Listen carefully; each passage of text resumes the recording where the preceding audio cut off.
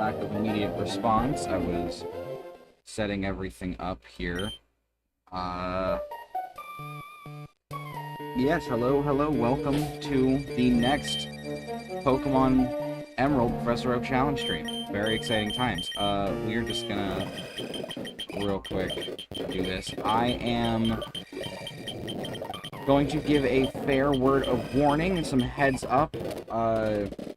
We experienced a bit of a power surge. I want to say about, like, 10-ish minutes ago, while I was getting everything ready, well, a little bit, probably like 15 minutes ago, while I was getting everything ready for stream. I am hoping it doesn't happen again, but if it does indeed happen again, I will in fact I will not be streaming today. As disappointing as that might be, I don't think it's reasonable for me to try and brute force my way through power surges, which would not be fun. I'm just gonna tackle this one. I'm gonna jump right in, and no, I can use Snoofer. Snoofer can help with this. Yeah, I'm not looking forward. You also just got that? Okay, so, yeah, I figured it's gonna be at least, like, township-wide. The heat wave that we got hit with is absolutely brutal. It's gonna make things a little bit difficult.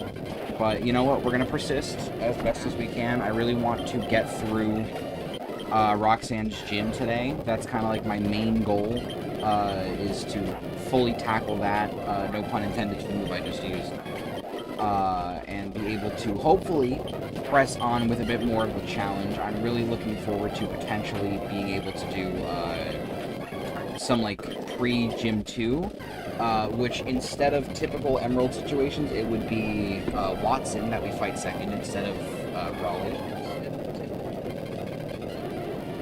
Yeah, oh no, I believe it's hot in Barnegat too. Yeah, I can only imagine what you're feeling actually having to be out in it. I'm very thankful to be in AC right now. Not Atlantic City, but, you know, air conditioning. And despite that, you know, the power surge, it did kick us out for a second there. That was a bit unfortunate. I am thankful, though, that it is not doing anything too crazy. Knock on wood. Just gonna go quick heal. Switch training is not gonna be fun. I can say that for sure. But it will be beneficial for Snoofer, get some levels on him. But yeah, we're just gonna keep on grinding, doing our damnedest to make sure that we can get through this, because god damn it, I want to finish this section. I want to be able to leave the first couple routes of Pokemon Emerald behind, fully and finally, without any worries. You know, I'm tired of seeing the same handful of Pokemon over and over again, and I really want to fight a gym leader. By this amount of streams in Pokemon Leaf Green, let's see. Let me do a little check on the channel here. We're gonna look at what we have. So obviously we have this stream today. But we have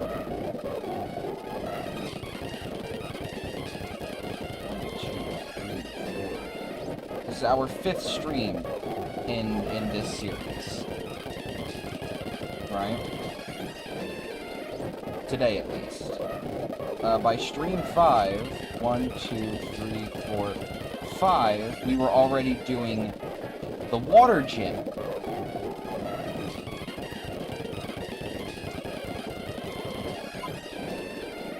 Oh wait, hang on, it's out of order. 1, 2, 3, 4, 5. We were doing the Infinite Nugget glitch. So, we weren't doing a gym.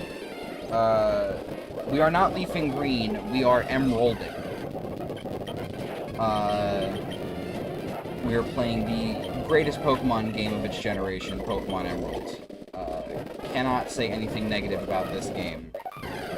Even with suffering through this incessant grind, I do not blame the game for that, because this is a completely self-imposed challenge, and therefore I can't be mad at Emerald for it, you know? I can only be mad at myself for taking the sadomasochistic route of, well, doing a Professor Oak challenge, really. started Undertale. Congratulations on starting Undertale. It's never too bad of a time to start, especially now with chapters 3 and 4 of Deltarune out. I myself did actually recently re-download Undertale, so that way I could actually beat it again, because I haven't beat it in who knows how long at this point. And I really want to actually play Deltarune, but I don't want to play Deltarune without having replayed Undertale, because it's been just so long since I've done it. So yeah, that is pretty cool, and I'm hoping you enjoy Undertale. It is quite a game. I personally, and I cannot stress this enough, really think that you shouldn't kill a single thing in your first playthrough at all, because you only get the one shot at the true pacifist route. Just one. So, you know, be extra cautious, really.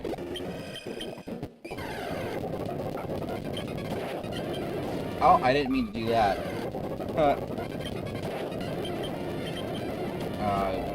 Also, I just wanted to give a quick, I guess memoriam would be the right way to put it.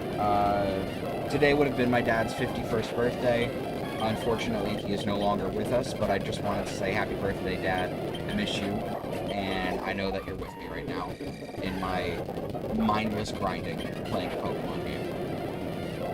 I'll be watching Transformers later for you, just for you.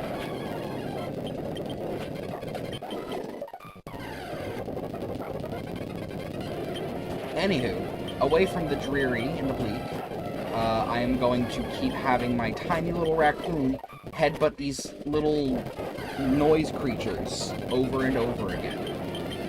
And you know what? We're gonna headbutt a bug too. Why not?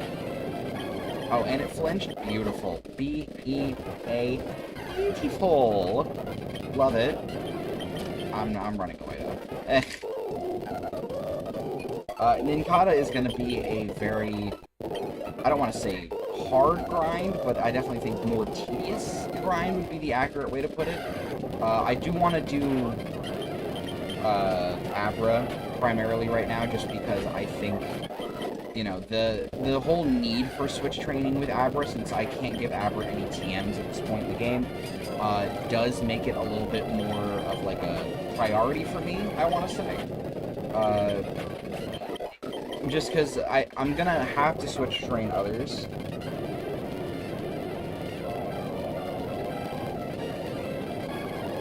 Can you still get it if you're only level 6? Oh, you shouldn't be level anything. You should not have any levels if you're going for the true pacifist route. A true pacifist route is level 1. You should not have killed a single thing at all. Which means in order to successfully do the pacifist route, you need to delete your entire save data. Every bit of save data off of your system.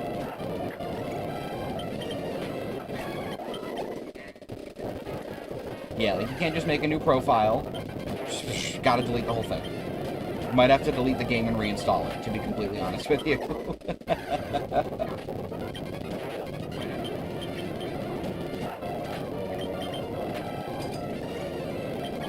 You know, you can't just restart. You can't just delete your save data. Like, you actually need to start fresh, because even when you delete your save data, it will remember things. So, like, for instance, if you do a genocide route, or if you so much as kill anything in a run, if you do, like, the neutral route, and then you try to do a pacifist route, you get taunted for the fact that this isn't your first time playing, and you have killed things before.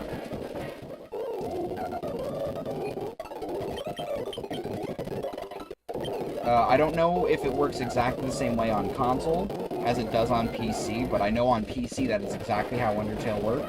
It's like you literally had to purge your system of all Undertale data if you wanted to do a true pacifist route, because otherwise you would not get the good ending.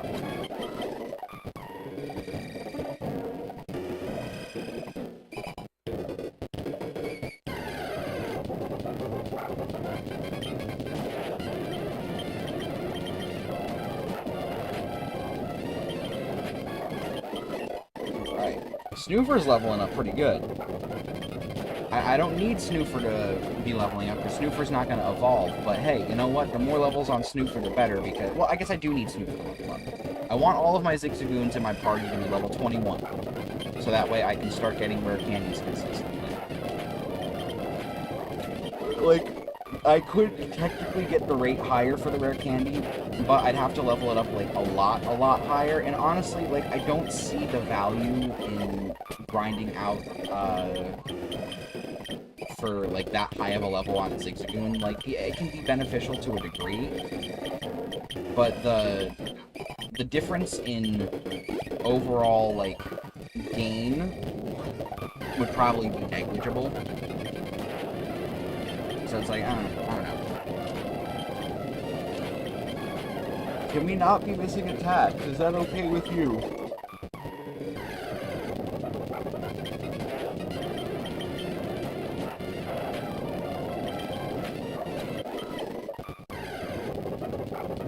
Okay. I did not mean to do that. Stopped to take a drink and kind of half paid attention to my actions.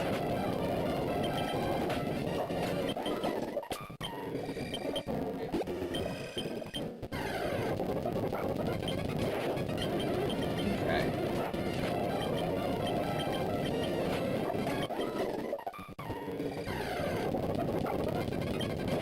Kadabra is level 17, I think. Right?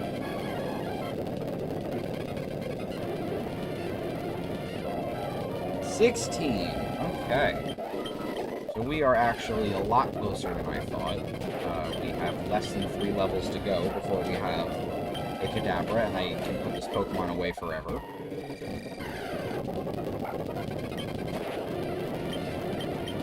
I think the next one I do will be, Nincada, only because I'd like to get that one out of the way quicker, considering how much more... Like, it's one of the more tedious early game grinds, obviously. Okay, hopefully that's sufficient. I don't know how it's coded for console.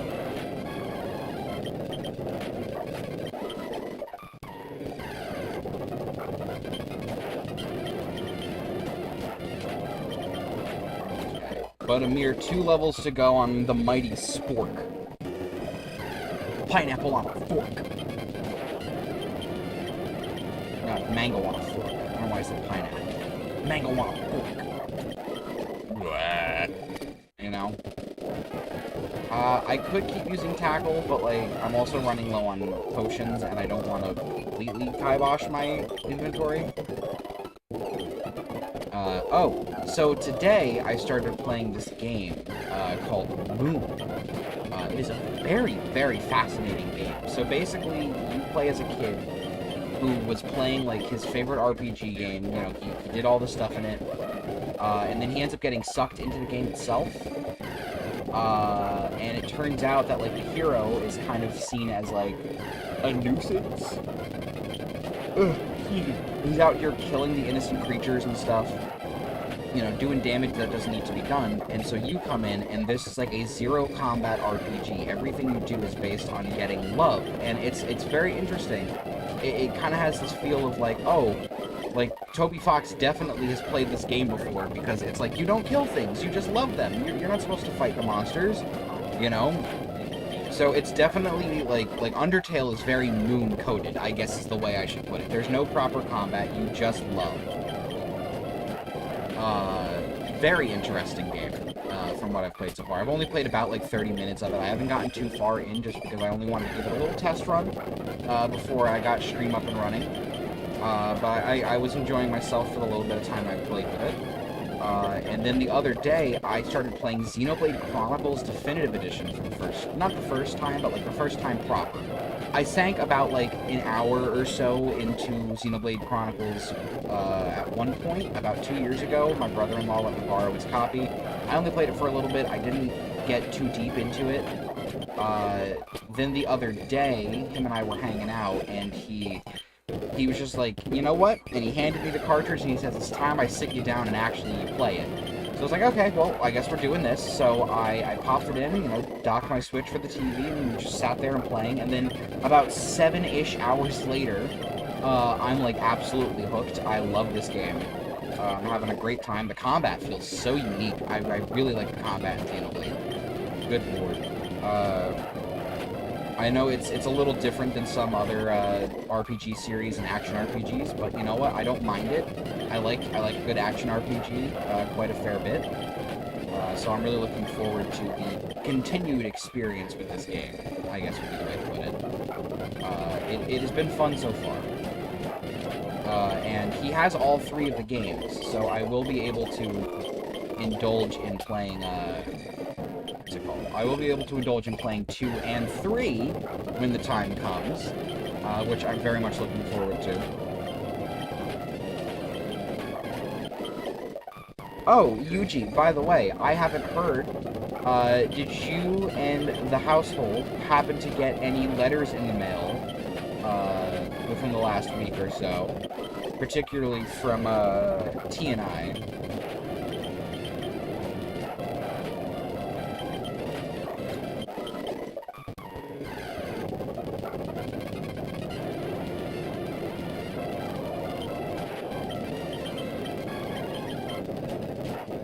Because you guys should have received a letter. Oh, okay, interesting. It definitely should have gone right to you guys. We mailed something out, for a party we're hosting that you're all invited to.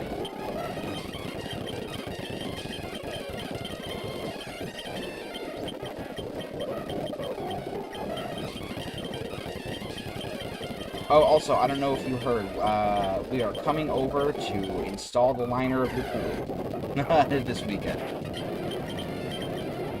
I don't know if I was supposed to say anything about that, but act surprised if you weren't told. Yeah, you can ask her. You can ask her if you received any letters, because you were supposed to, for sure.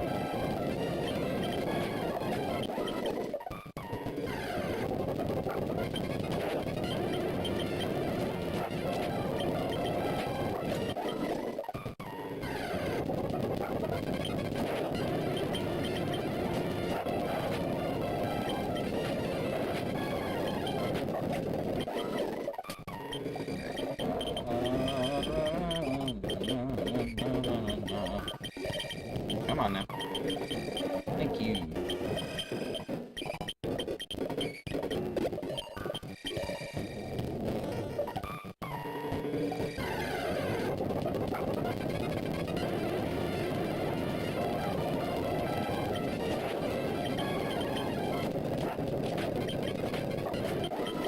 Nice, nice.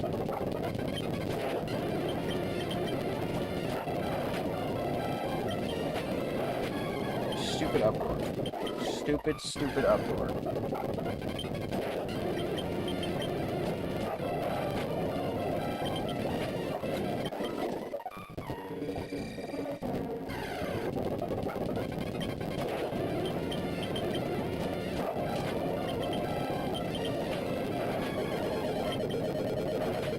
Oh my. That got dangerous.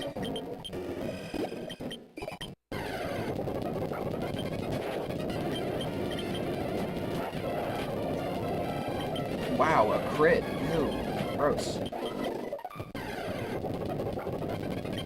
Level 8? Hello.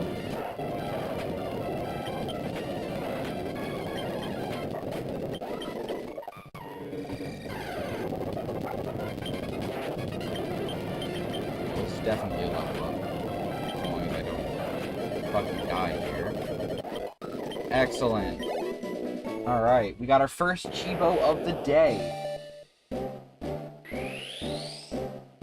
Also, she was supposed to message an RSVP with one of us. She hasn't said anything yet. Don't say that to her, but she was supposed to RSVP.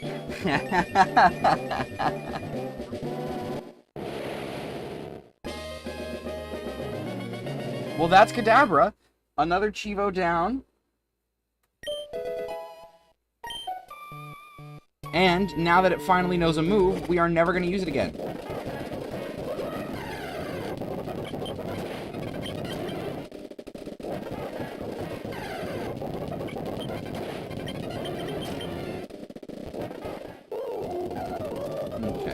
So, our next job here is we are going to take our lovely little Ninkata, Skitter, and replace Spork with it. We're also going to do this real quick. Like so. Actually.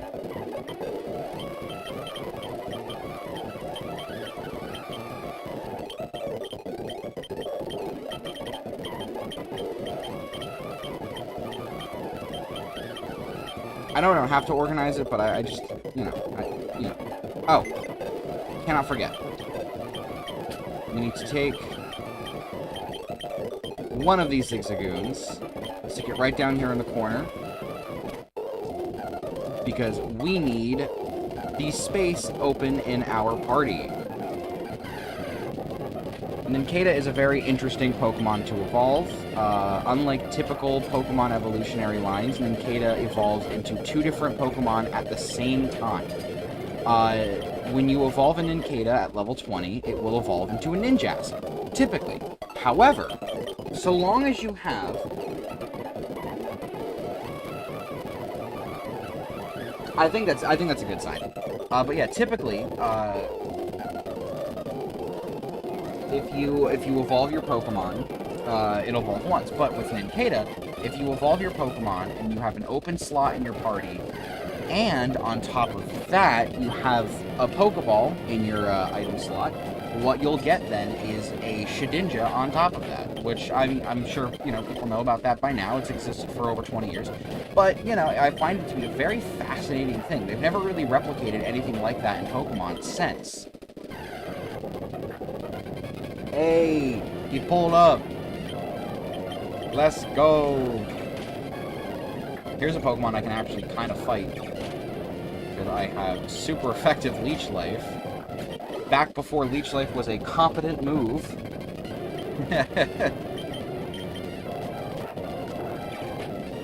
Yeah, I genuinely can't believe they took what is inarguably one of the worst Bug-type moves ever in Leech Life and then turned it into an 80 base power at 100 accuracy move that heals.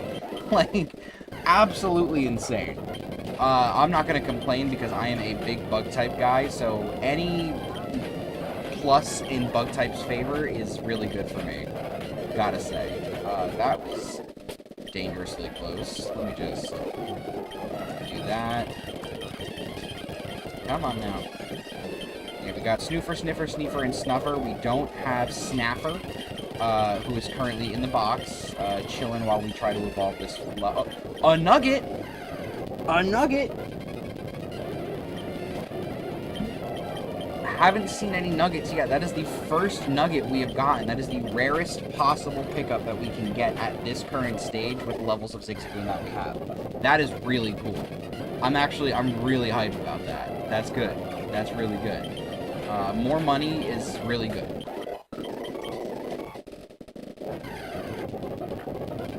Yes, I am doing a Pokemon Emerald Professor Oak challenge. I have to fully evolve every single Pokemon before the start, or before each gym badge.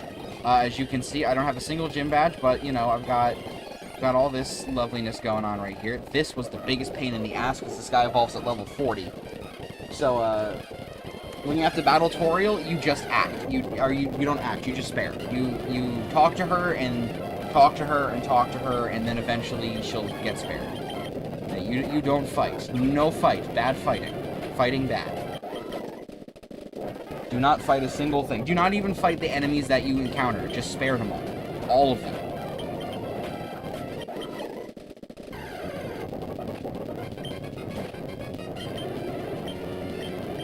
But yeah, so I have to level up all of these Pokemon, with the exception, oh, I don't know why I'm using Tailwhip.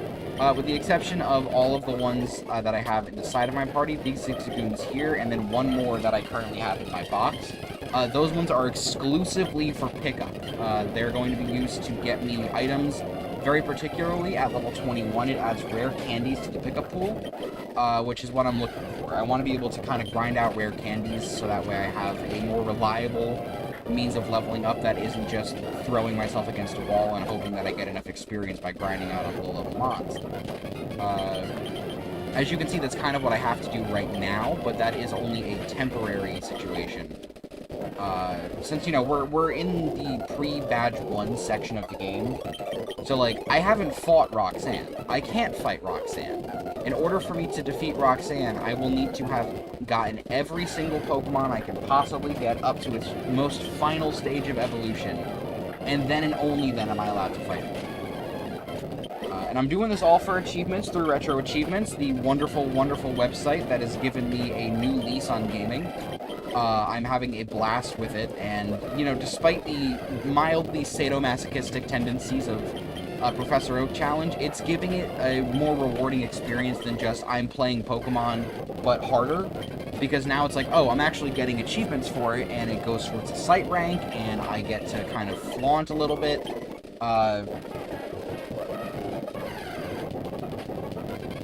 Yeah, no, never attack. Do not attack a damn thing. If you attack in Undertale, you're actually a bad person. Nah, that's a joke. Not actually, but, you know. But yeah, I have the mastery for the Leaf Green Professor Oak Challenge already. That was my first Professor Oak Challenge that I completed. And that mastery badge is sitting nice and comfy next to my mastery for regular Leaf Green, which I already have done as well. Very fun time. But I'm really having a blast with the Emerald one. Now, admittedly, I was much further along in my Professor Oak Challenge at this point in time compared to this one. In the Leaf Green one, I had already done the first gym fight, and I had started doing an infinite money grind, because in Leaf Green, when you go, or Fire Red and Leaf Green specifically, it's not in Red, Blue, Yellow, or Original Green. When you fight the Nugget Bridge Team Rocket Grunt, he'll give you a nugget at the start of every battle, or at the start of the battle, but if you lose that battle and come back, he'll keep giving you nuggets, so you can just kind of, like, infinitely spam getting nuggets from the guy, which is a wonderful, wonderful exploit that lets me get all the money I could possibly need to, say, buy a bunch of Ultra Balls, or outright buy every Pokemon from the, Game Corner, which I otherwise would have had to gamble for, and I'm not fucking gambling in a Pokemon game for the Pokemon. Fuck that noise. If I can help it.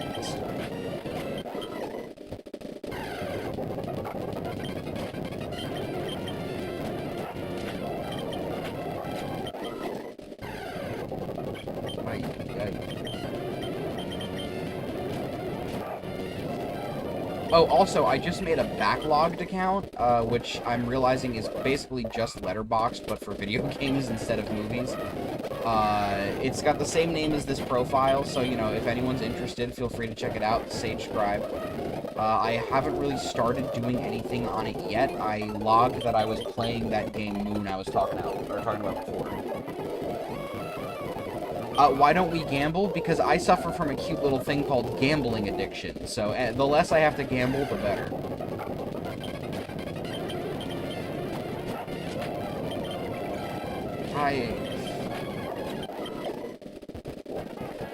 Yeah, we don't like to gamble. No gamble.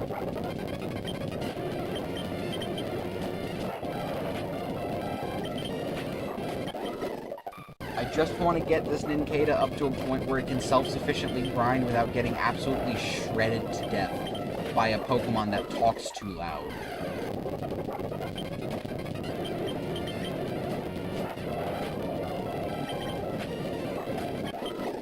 We're gonna go to level 10. We're gonna see if that is enough.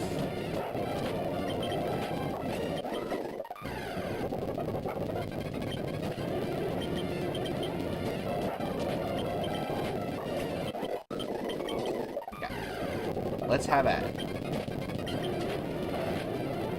We also gained access to Sand Attack at some point. Who doesn't love that move? I know he'll get Mud Slap at some point as well. Which, like, I mean, a ground type move is a ground type move is a ground type move. I at one point briefly tried a bug-type mono challenge. It was not like a hardcore Nuzlocke style thing, but I did try a mono bug challenge in this game years ago at this point.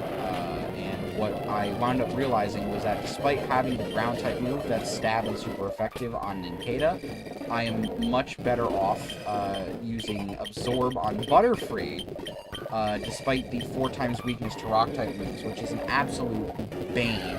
Horrible, horrible thing.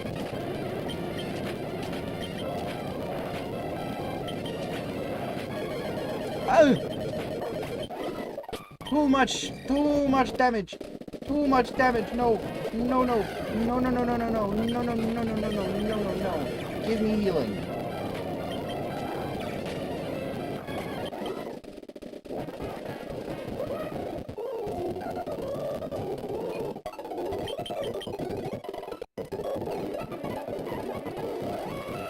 It doesn't matter which one you pick, I'll be completely honest with you. I always pick cinnamon, which gives you a cinnamon and butterscotch pie. If you pick butterscotch, you get a butterscotch and cinnamon pie. Like, that's it. That does nothing.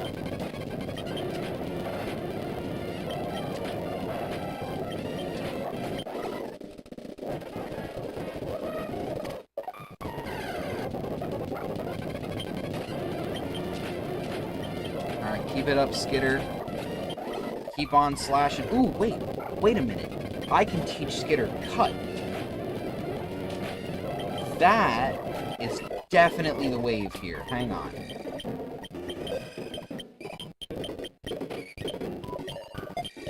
What is this? Associated Press. No, yeah. New York City has hit 100 degrees as temperatures reach record highs for this time of year on the eastern seaboard.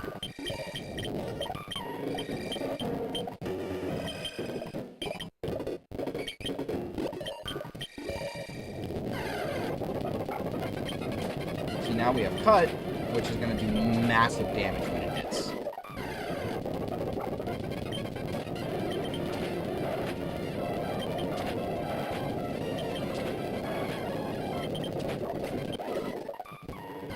Oh man, these lower yields of experience are not my favorite. I am gonna go back and heal. And you know what? While we're back in town, I might as well sell that nugget that I got my hands on.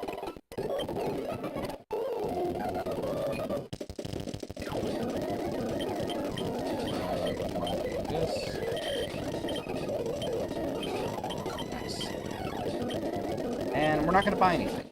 I see no reason why we should buy anything when we do have a slightly renewable resource, like so. But I am going to be a little bit more sparing with the potions that I use, just for now. Well, you can't just spare the Frogget. What you have to do is you have to talk to it, and you have to find the right... you have to find the right dialogue that gives it a better disposition, and then and only then will it allow you to spare.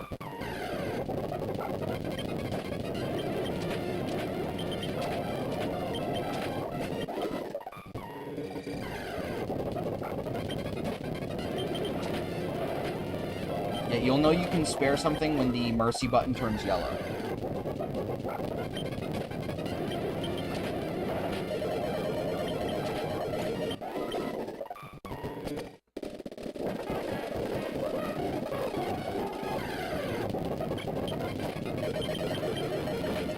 Christ. Alright, well, Snoofer, get in here and kill it.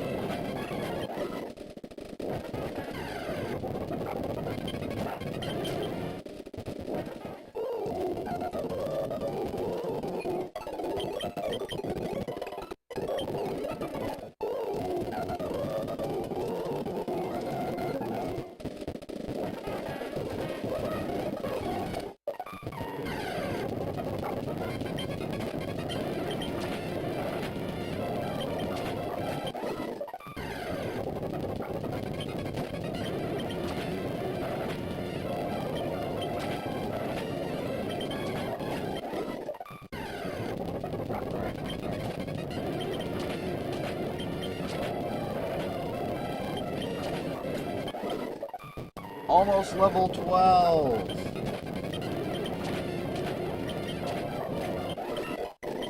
Yes. Alright. Sneefer already has an item again. Thanks. Thank you.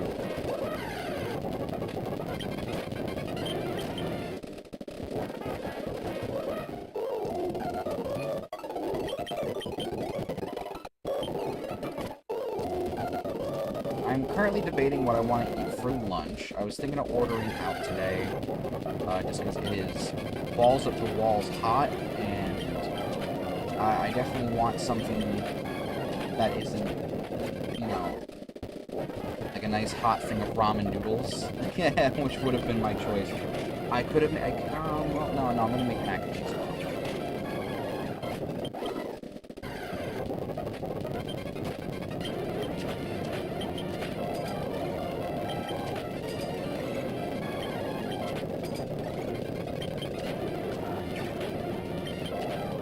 Come on. There we go.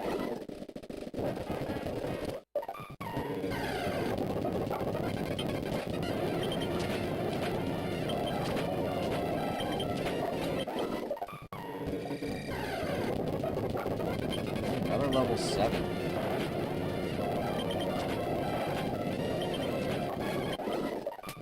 Okay. 2 potion here. Huh. How many Ultra Balls is that now? Because I feel like I have so many. I have 11 Ultra Balls for a point in the game where I can't even buy Great Balls. That's awesome.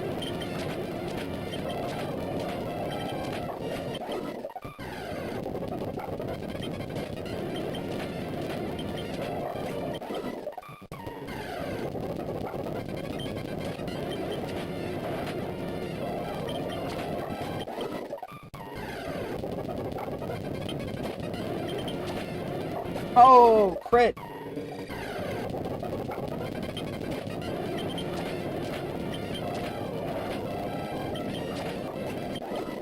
What is Skitter's ability? Compound eyes. Raise it. Oh, shit! So I do not suffer from the typical issue of using cut, which has a lower than 100 accuracy, because I have compound eyes, which means that my cut is going to hit more often than not. Very nice. I didn't even think about that. That's really cool.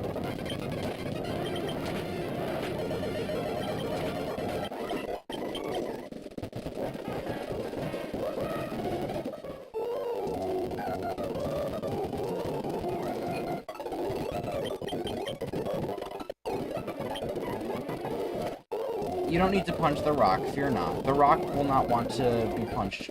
Do not punch. And I saw this rock and I said, I have to punch it. I have to punch this rock in the face with my big rock punching fingers. I just said fuck on national television.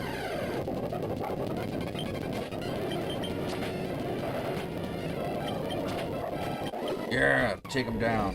Take him down.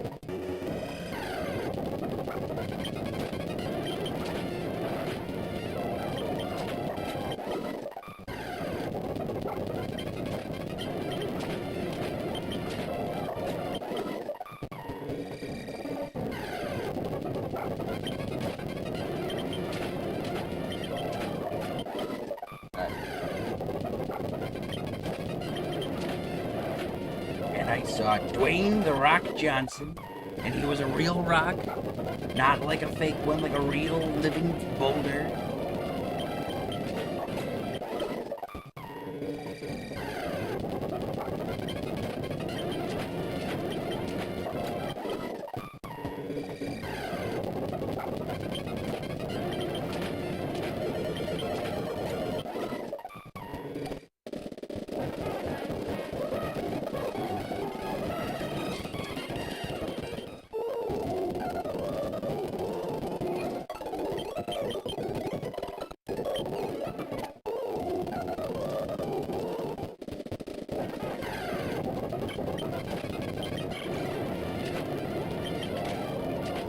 Man, that super effective peck really sure took a lot out of me, huh?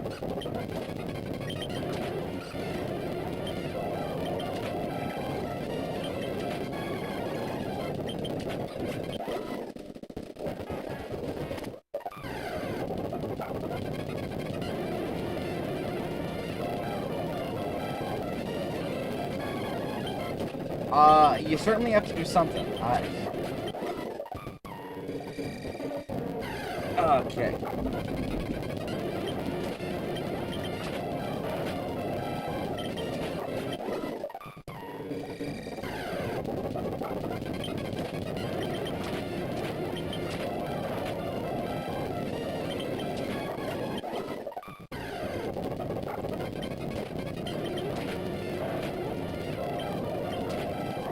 Alright. I will take Fury Swipes. The more attacks, the merrier.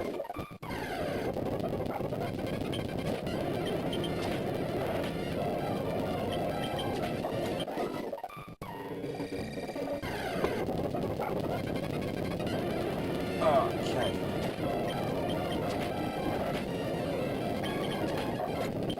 And this is when we go and heal.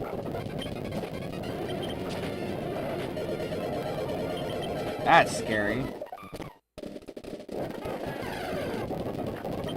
But that makes it less scary. Ooh, yeah.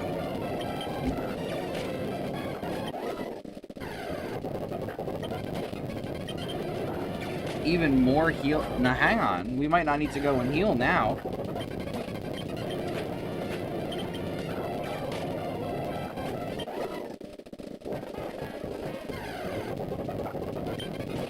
Actually, yeah, you know what? This might be the way. We come out here when we're low on HP.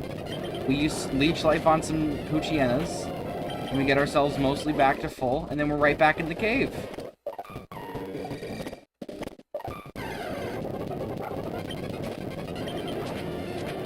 I think we've found our efficient grinding method here.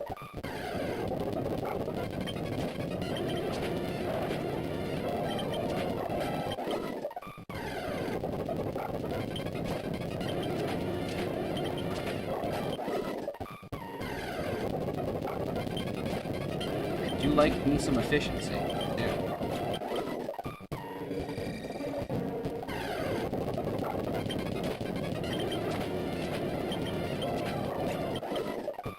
Okay.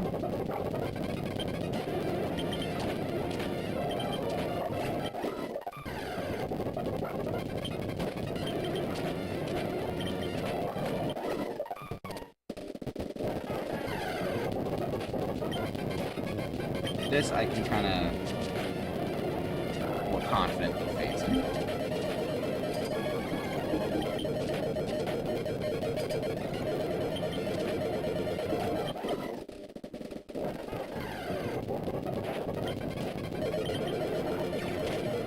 Nice.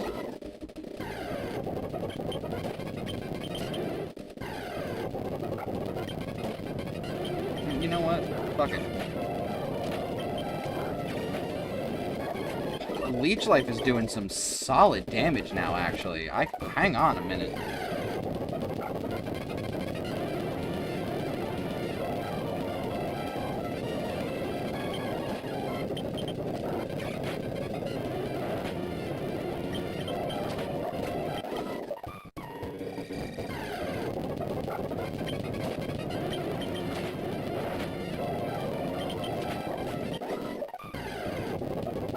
Well, I'm glad you didn't kill the ghost.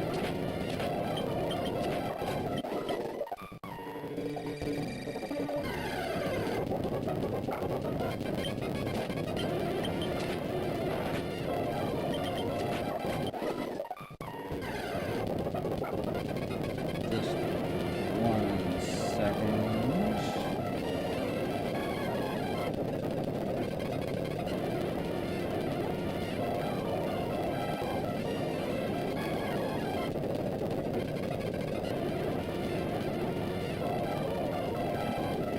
Gotta itch my knuckle, unfortunately, while I'm in the middle of gaming.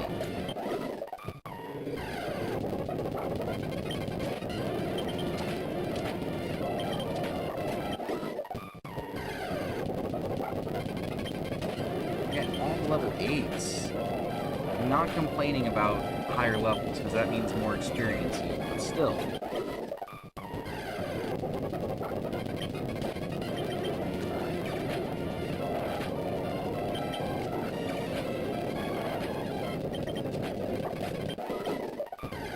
2 more leech lives left.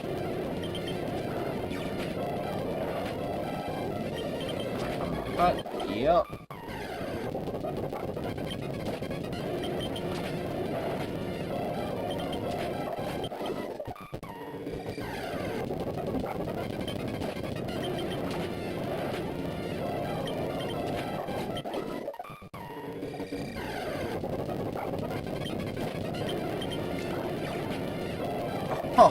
Oh, nice crit.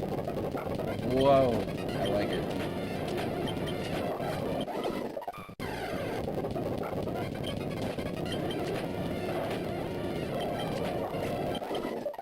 With how low the power points are, I think now's as good a time as any to go and heal up.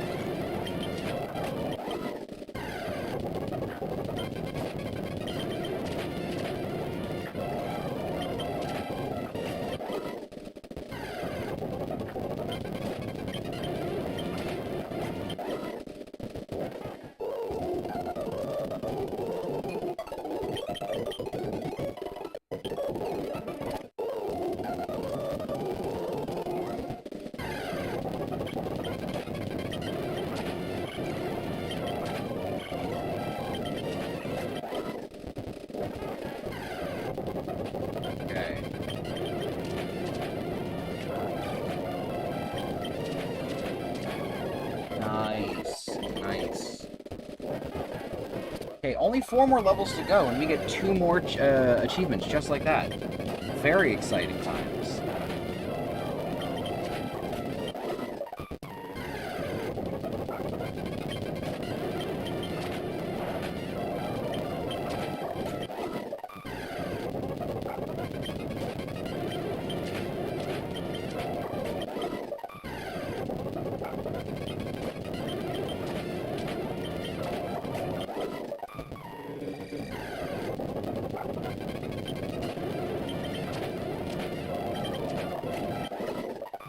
Now we heal. Which does actually remind me, we should check to see what items our lovely pickup friends have for us. Super potion, look at that, some heals. Some really big heals. And some little heals. And an escape rope.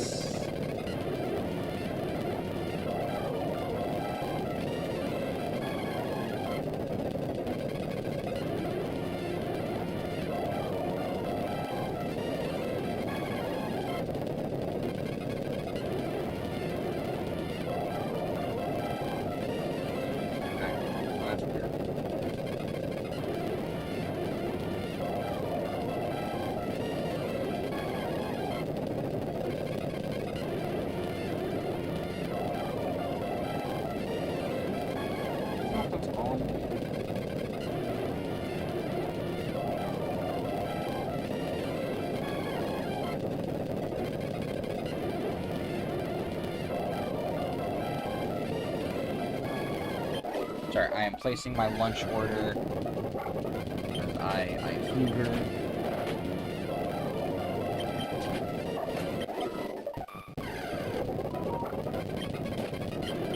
I'm hoping it does better than my lunch order from Sunday, where I ordered food and it was so late, the food was just like ice cold, because the guy picked it up and drove 15 minutes in the opposite direction into a nearby town, very clearly doing another order. And then because it arrived within the delivery window, they could do nothing about refunding any of my money, which was absolutely absurd. I gave the guy a 1-star review. Because you're not gonna just drive the complete opposite way from my house to very clearly deliver food somewhere else. Also, why is Toby Fox's music so good? Simple. Toby Fox is probably one of the best modern game composers out there. Like, who doesn't have, like, massive budgets at most times.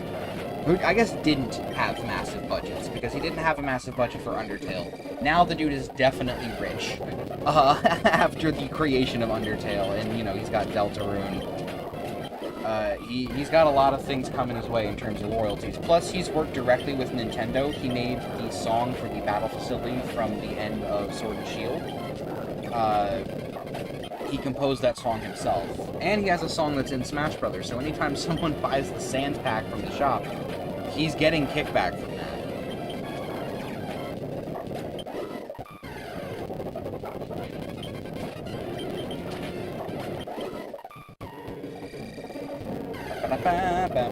Going crazy. To the window, to the wall, till the sweat drips right on down my boss. That's a...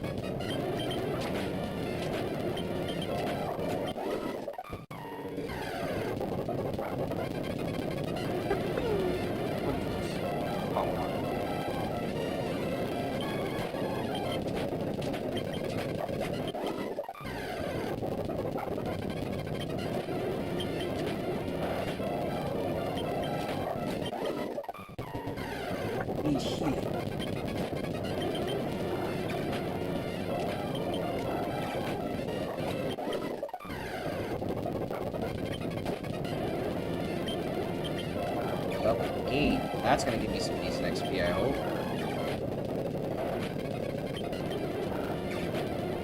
I don't know why I wasted the leech life on that. I should have held out. You're just like, damn, this is fan. Yeah, you know, he's got a certain touch when it comes to making like absolute bangers of music.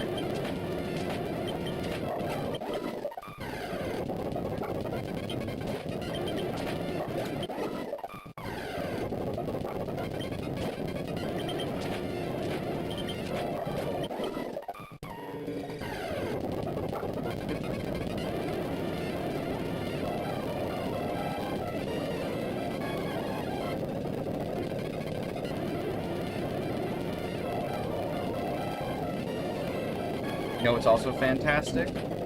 4. Say that again. Here's the thing.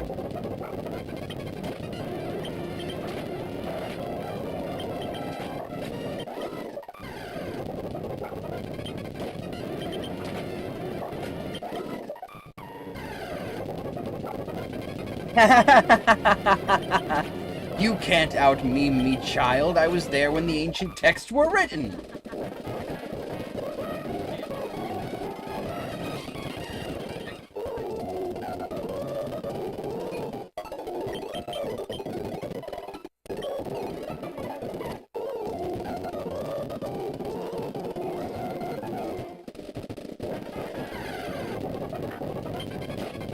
I've been deep in these mean trenches. Back during the Skeleton War.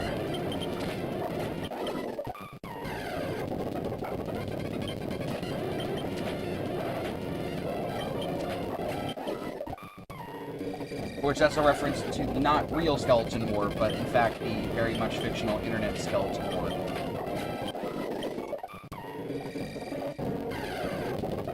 Back when 4chan was just a regular cesspool instead of the cesspool that it is right now.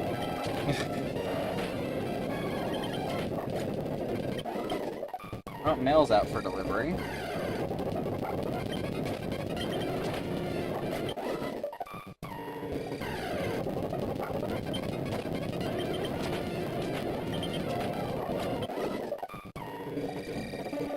All of Toby Fox is indeed peak. He is peak gaming, truly.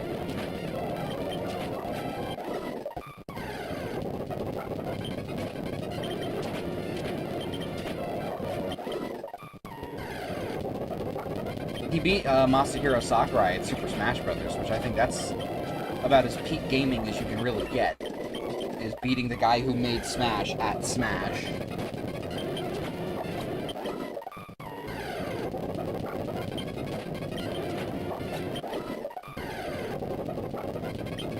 And he did it in his own home, too. Like, he was at Sakurai's house.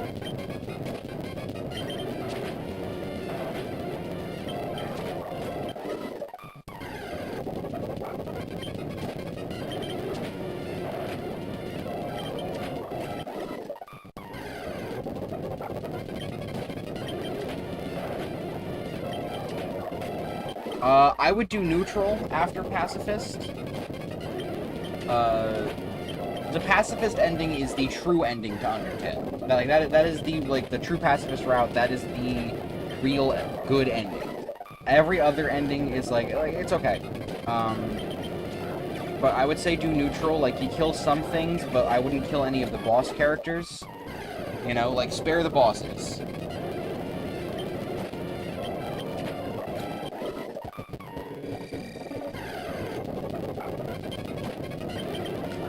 And then after that, that's when you do genocide. And that's when you end up fighting Sans in the genocide route.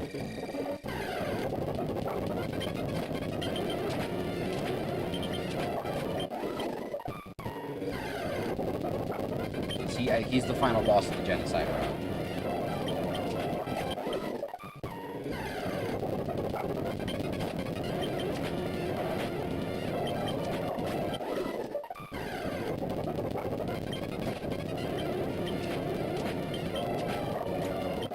What kind of fighting do you love? That's a very important distinction.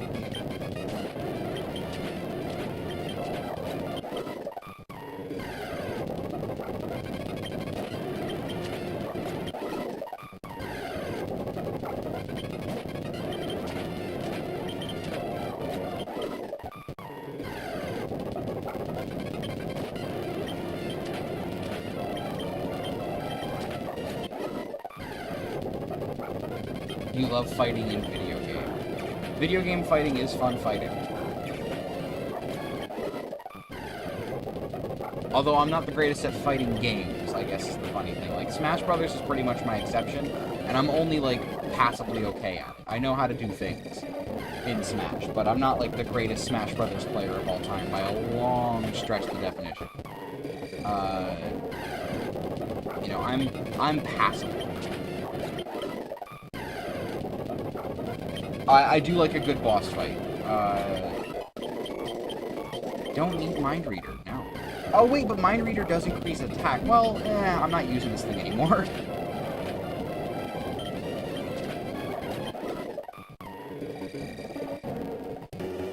You do.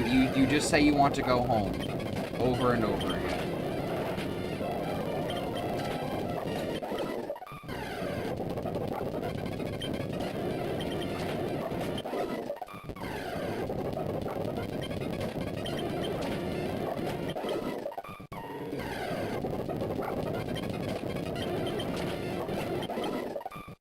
Almost there. We're almost there. It is so tantalizingly close. I can almost taste it.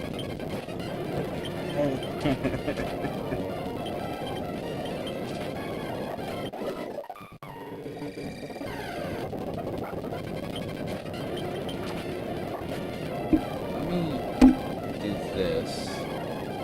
Move my mic a little further away. That way I'm not peaking the audio. No, she definitely does not want you to leave. I can say that for absolute certainty. Toriel would rather you stay. The answer to should I stay or should I go, in her opinion, is, oh no, stay. You stay. Don't go. Go nowhere.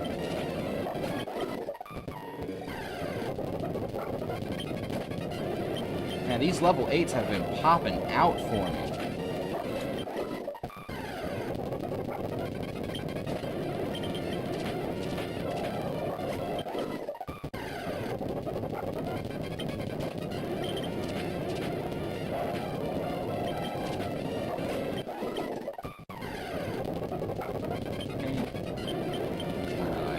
Life.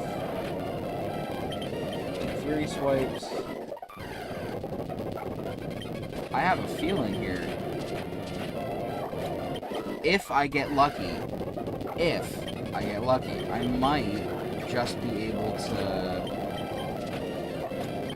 evolve in here without having to heal. We might be golden.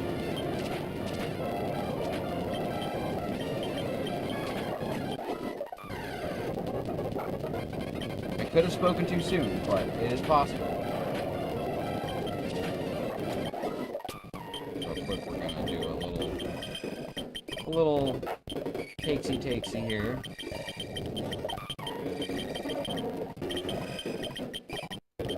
Another nugget! Man! Okay. I wasn't expecting that.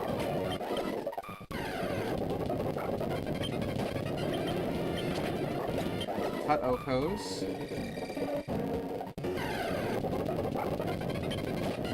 Cut does... Oh, okay, cut Okos at level 7. As long as the nature is probably in my favor. Yeah, see, I knew it was a roll, probably nature based on the roll too. Probably had a plus defensive nature. And now we just struggle for the remainder of our experience points while I do this. I think you have to try to leave, just like manually. Like go down the stairs and try and just run away. Oh, one more. We're right here. Wow.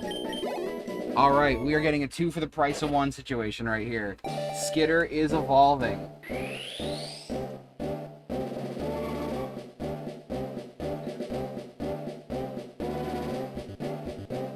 And now we have the mighty bug Shedinja.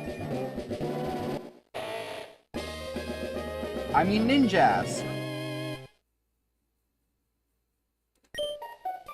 I mean, we do also have the mighty bug Shedinja.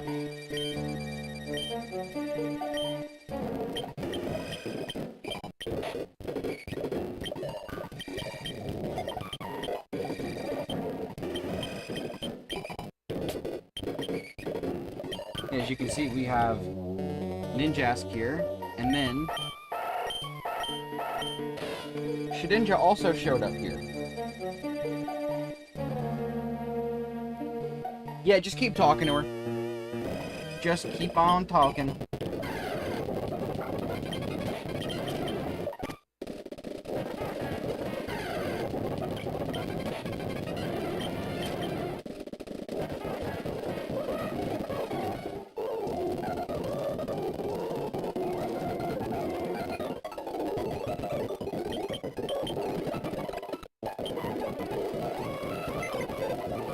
Okay. Now, we can do Meryl, we can do Zigzagoon, we can do Shroomish, Poochiana, Wingull, Seedot, Otad, Talo. Oh yeah, that's it. Let's do Meryl now.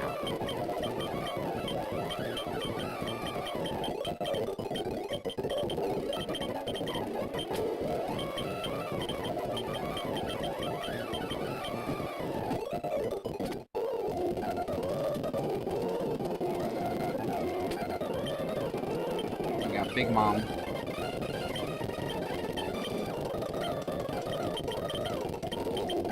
That's kind of what I've resulted to naming all of my Meryls that are female now, is Big Mom.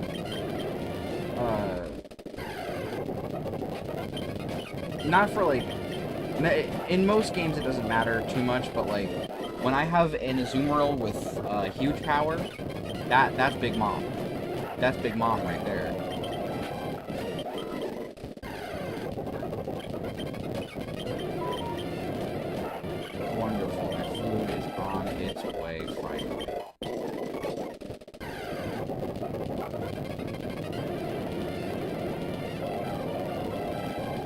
Yeah, she stops attacking you after a while. That's kind of the thing. Like, she starts to feel really bad that she was like, oh, I'm going to show you what it's like when you try to leave, you know?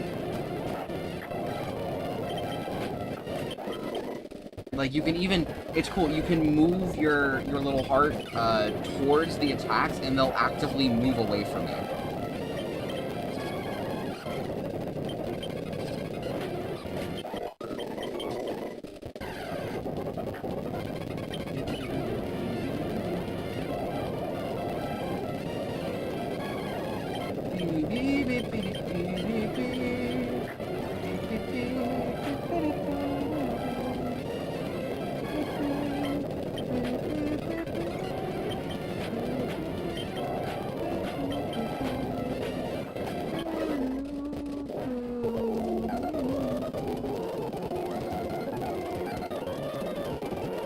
really is crazy that, like, for the most part, Undertale was just made entirely by a single guy, too.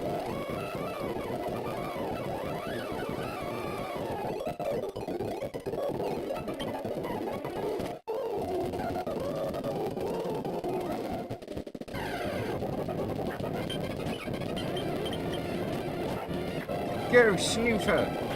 Bonk it!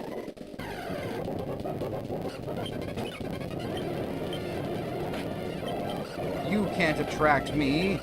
I'm not gay.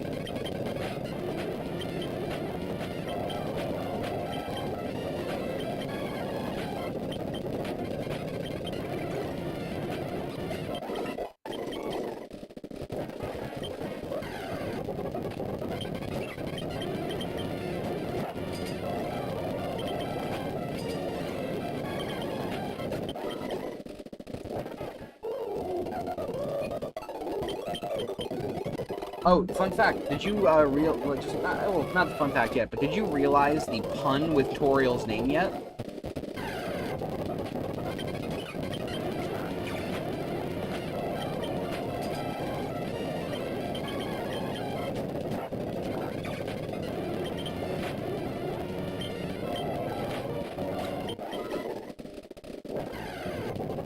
So, since you haven't picked up on it, I'll lay it out.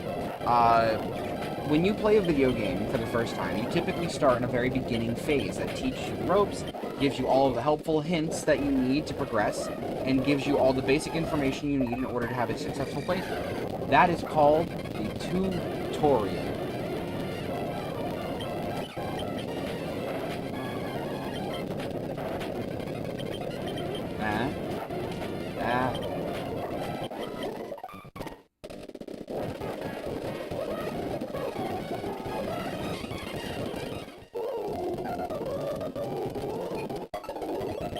She's literally the tutorial. I mean, it's a clever little, like, thing, you know? It's not in your face about it, but it's like a nice little play on words. Christ almighty.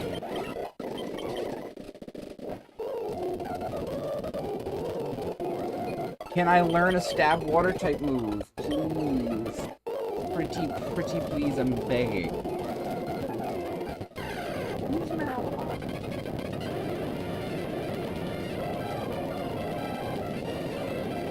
Level 18, that's not too bad. Has the mercy bar turned yellow yet?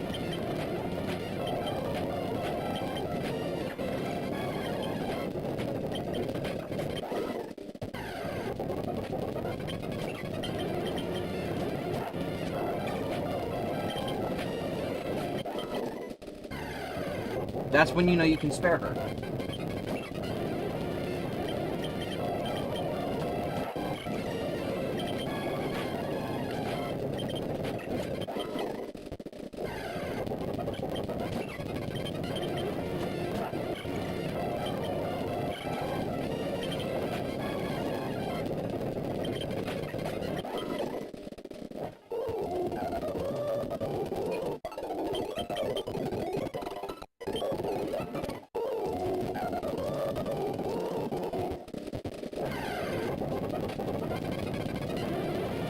Oh no, that'll end the fight.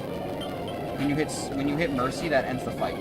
Like when they are in the yellow bar, that means that like you can end it right there.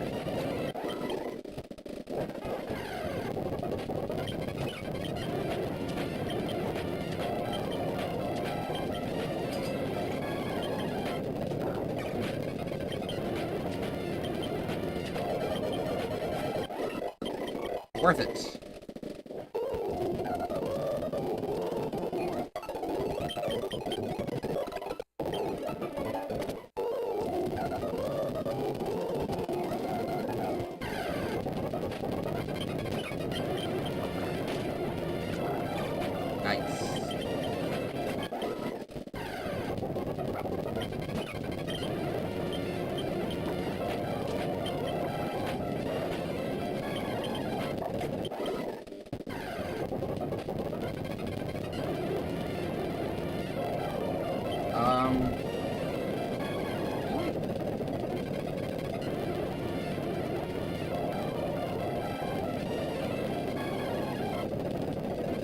Oh, you just have to repeatedly hit the spare option until she ends the fight.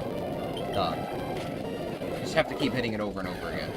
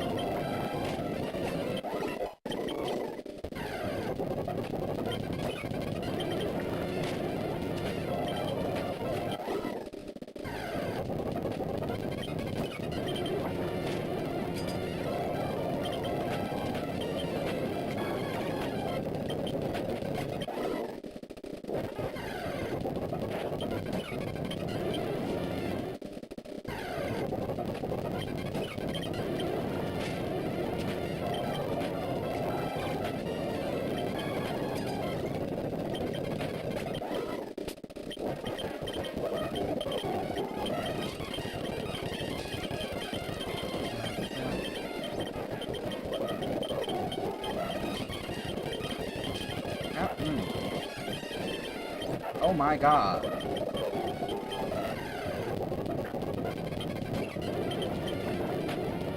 Yep, so then you did it right. You did the thing correct.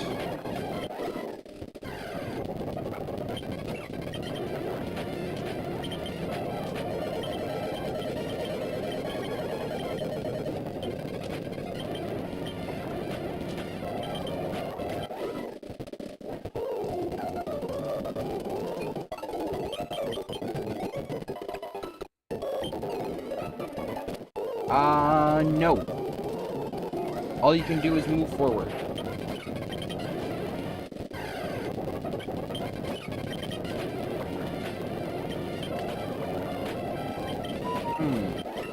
And my food just arrived, so I will be back in a moment. Enjoy some nice Pokemon music to accompany the Undertale music.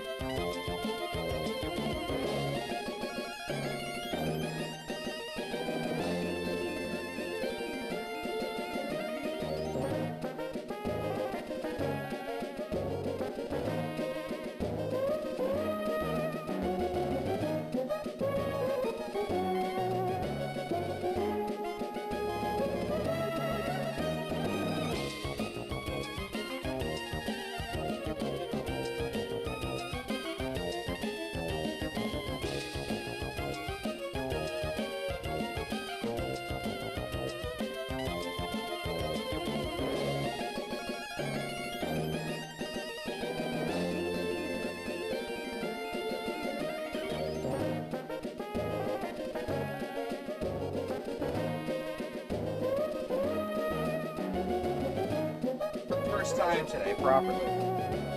And good God, is that heat oppressive. I hate how hot it is outside.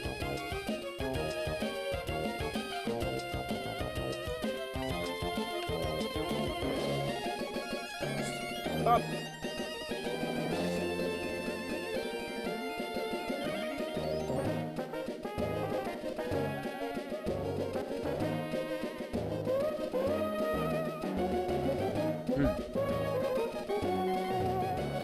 Good food so far, though. So that's worth. 3.5 seconds of heat-based torture, made up for by very yummy lunch.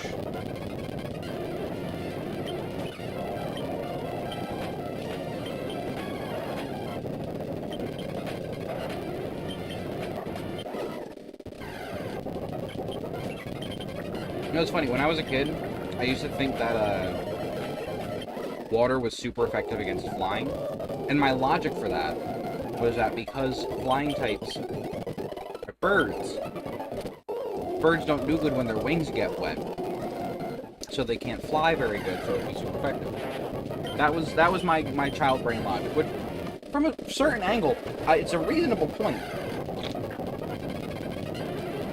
You know, why a kid would think that.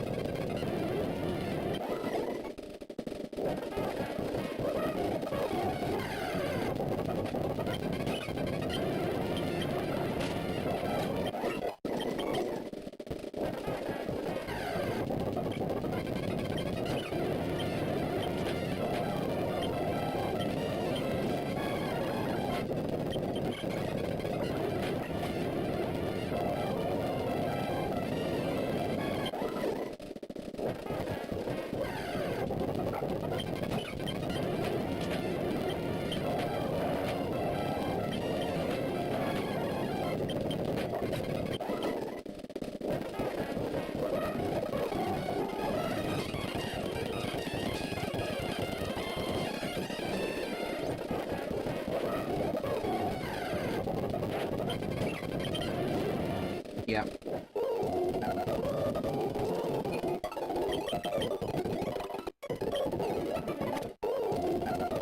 Alright, based on how things are looking today, I have the strangest feeling that maybe Roxanne might still be out of reach ever so slightly.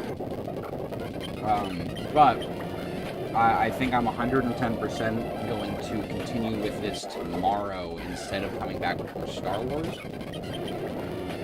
If only because of the fact that I'm really tired of this early game, and I want it to be done with. So, what better way to do that than to just push on forward, right?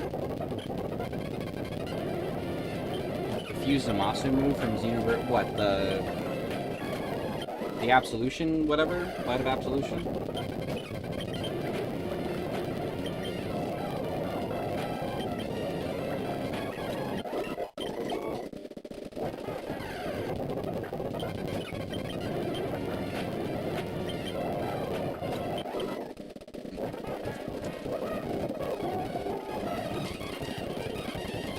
Oh, mission. Sorry, the half of the word was blocked off by the emoji symbol.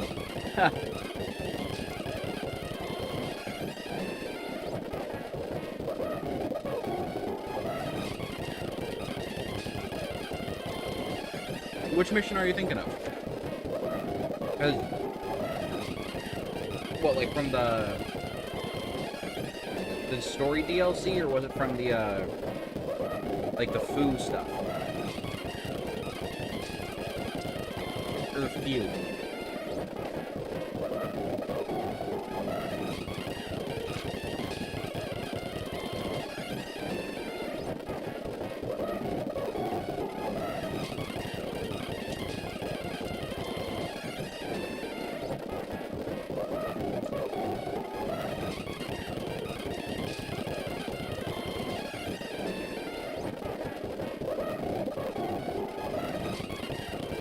Story DLC, okay.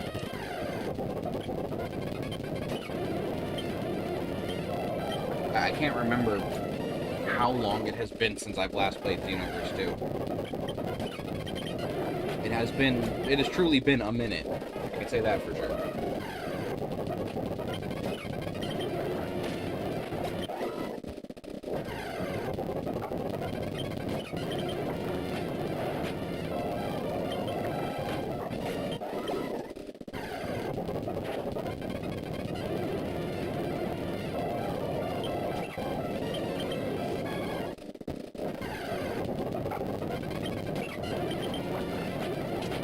I love when the fries are great, but the nuggets suck.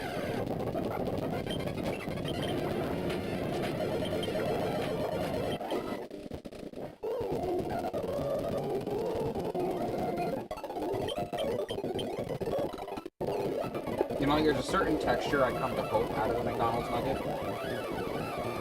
But it's not this.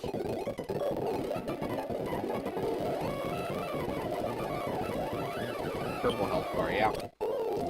When he was corrupted, right? Corrupted Murtsamasu?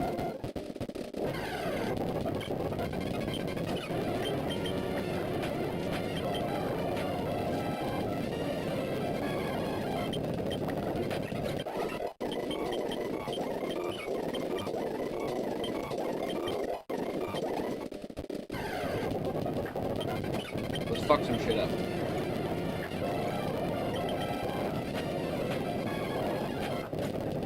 Yeah, no, I remember that.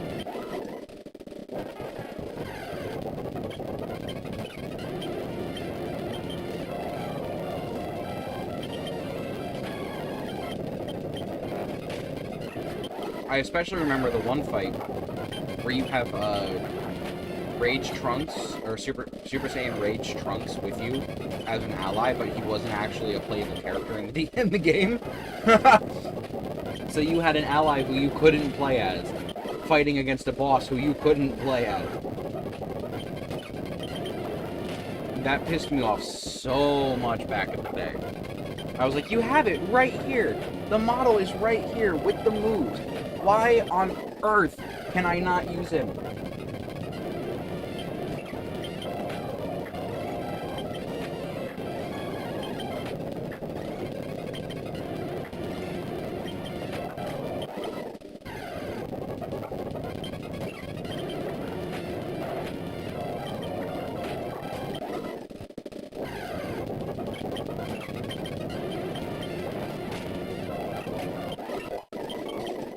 Sick, only 2 more levels to go.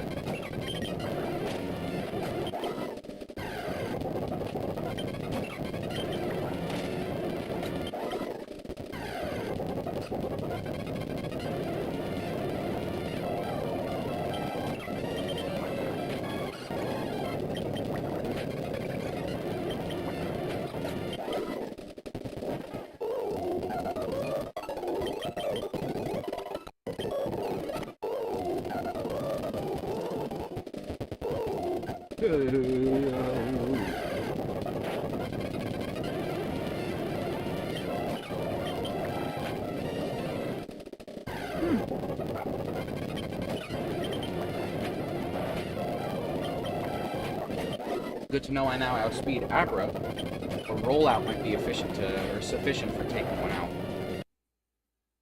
Ah, nuts.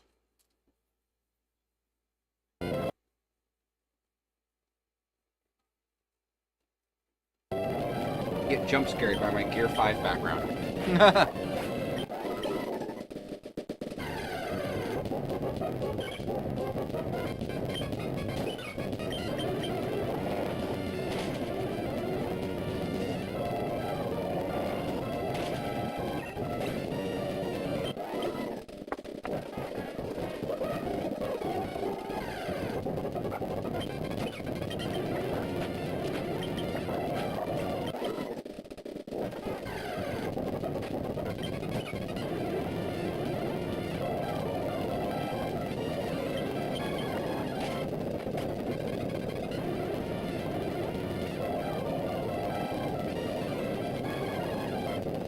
how am I not suffering in high grind, rise and shine, and don't forget to climb Wizard's Cave? Well, quite simple. Unfortunately, Meryl gets absolutely shredded by Uproar. So, I figured I'll just fucking grind out here. Might as well, right?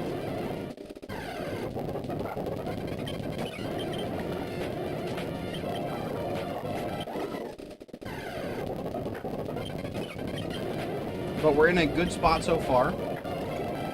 We have gotten Kadabra, we've gotten Ninjask and Shedinja, and we are one level away from getting Azumarill. Which means we're in a really good spot right now.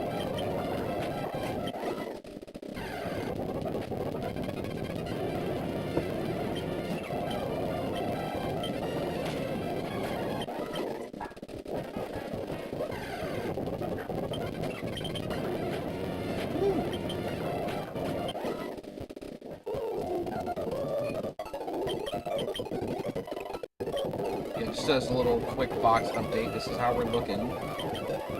As you can see, we've got a good chunk of this done. We just have this remaining. So actually, let me move you out of the way. No one's looking at you. In fact,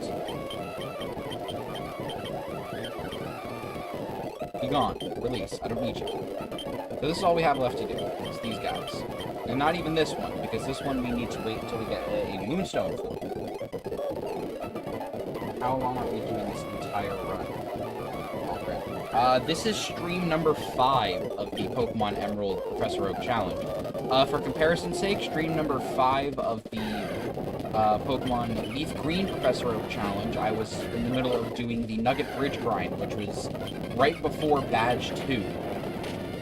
So it's definitely, it's a much bigger early game, but it gets made up for by having a very, very fast mid-game.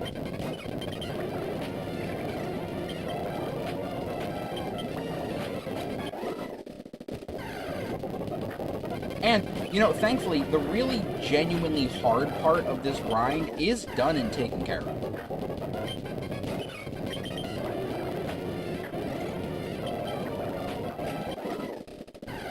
Like, we've got all of the level 30 and above evolutions done.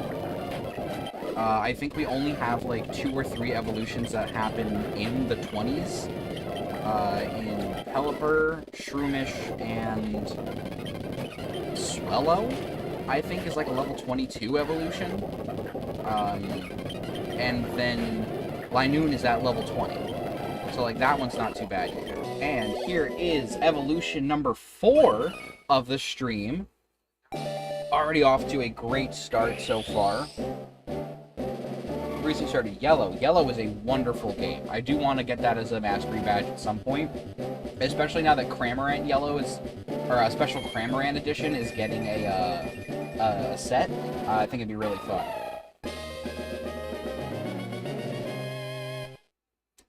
We got Big Mom. Alright.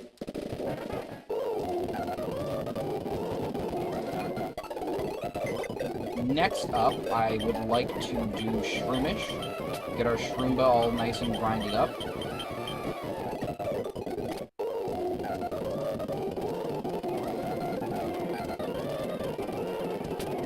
Yeah, Yellow has many ROM hacks, actually, that are quite good.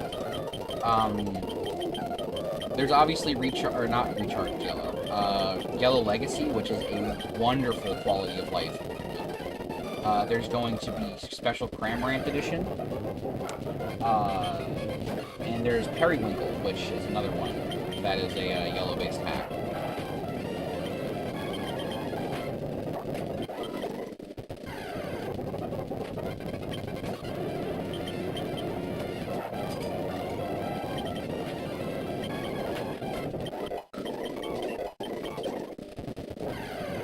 Oh, the vanilla set supports a ROM hack? Which ROM hack does the vanilla set support?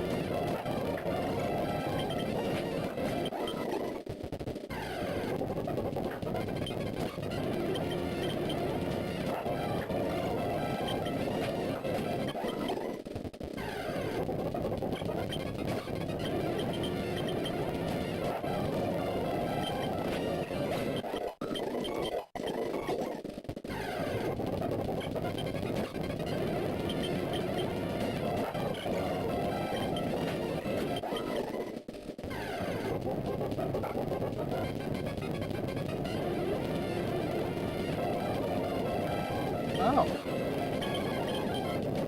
Is that Yellow Legacy?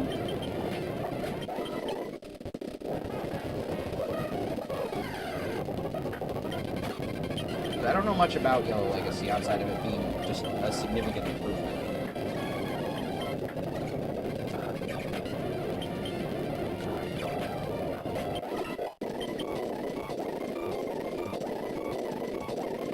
No, right, I know the character Yellow. I mean the ROM hack. Which ROM hack is the one that's supported by the vanilla set?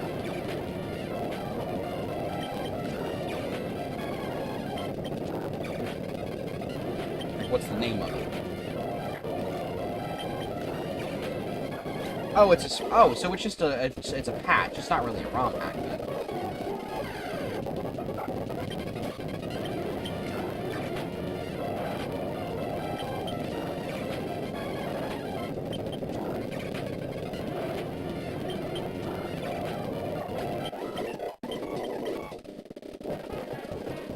Well, I mean, I wouldn't call it misinformation. It was more like a misnomer. You know.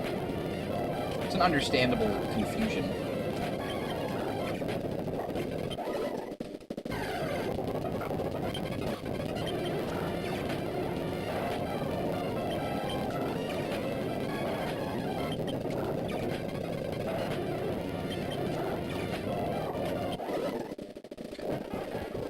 Up, up, up, up, up, up, up, up, up, up, up, up, up. Why are you sitting up there, miss? You gotta get down from there. You're not allowed to sit there, and you know it. You're too old to be sitting on a ledge that high. Sorry, my little old lady of a cat. Come here, babe. Come on. Come on down. There you go. There you go, miss.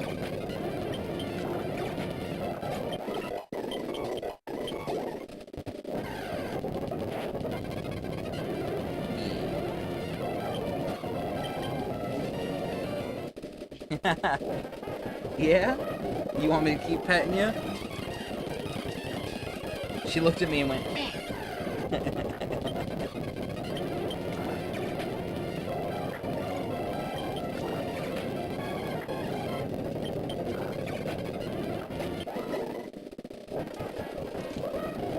There you go. Nice and easy entry.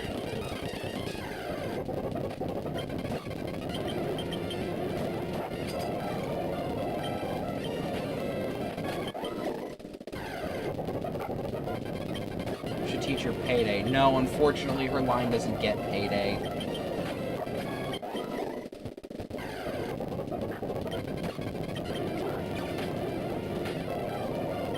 She knows Fake Out, though.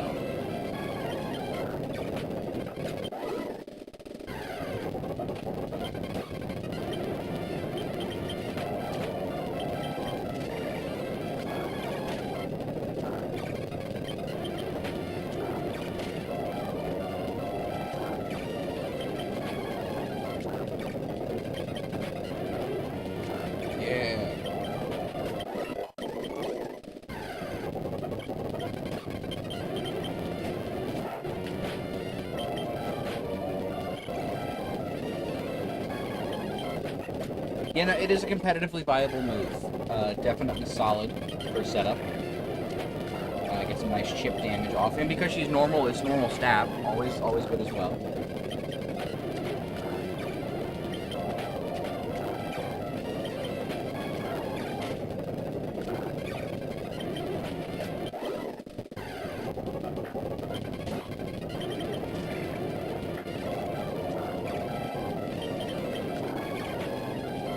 Give me your siphoned energy. I must feed.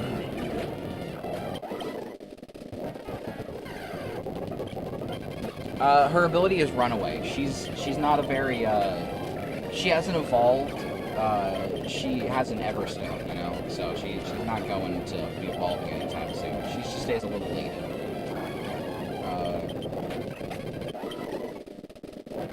If she were to evolve, she'd get Hyper Cutter, but she's not meant for the competitive scene. She's a little princess.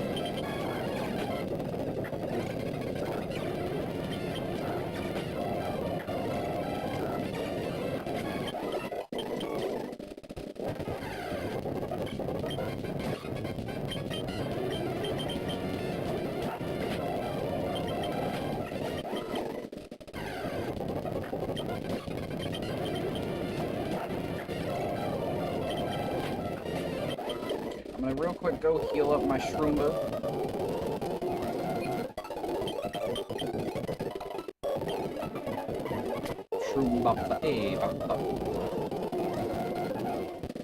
Also, I was talking about this earlier, before you were in stream. I'm thinking, if I don't finish up everything with Roxanne, like pre-badge 1 and then root her today, I might wrap that up tomorrow and do that on top of LEGO Star Wars. Because I was already considering having to potentially do a makeup stream for this tomorrow, should I have encountered the technical issues that I was experiencing. We had a bit of a power surge due to the heat, which was not fun. It feels like over 100 degrees over where I'm at today. So there was the potential of the stream getting cut severely short. Because literally right before I went to stream, the entire power in the house surged, like, really bad. I don't have a makeup stream. I would have had a makeup stream if my power did not stay cooperative. We were facing some, because of the heat wave that we're getting hit with right now, it is causing outages and power surges to happen. So I was prepared for the potential of having to make up the stream tomorrow, in the event that the power, in fact, did remain flippant. But as of right now, no need for a makeup stream, but I do very much want to finish, like, all the pre-badge 1 stuff this week. I would like to be able to move on beyond the first gym badge finally. So in the event that I can't wrap everything up by the end of today's stream, what I am going to do is I'm going to finalize all of that tomorrow and then split my time between this and LEGO Star Wars.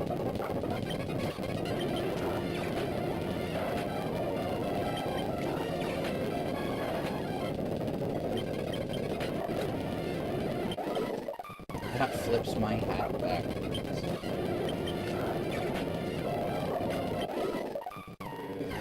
You know what really grinds my gears? No.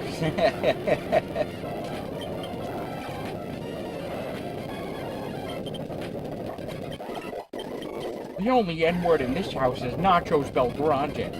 Oh boy! Nachos Bel Grande!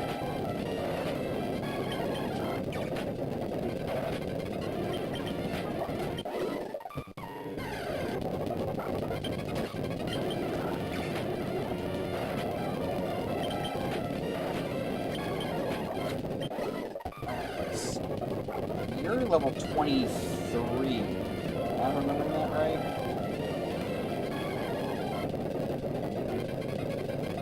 Yeah, yep.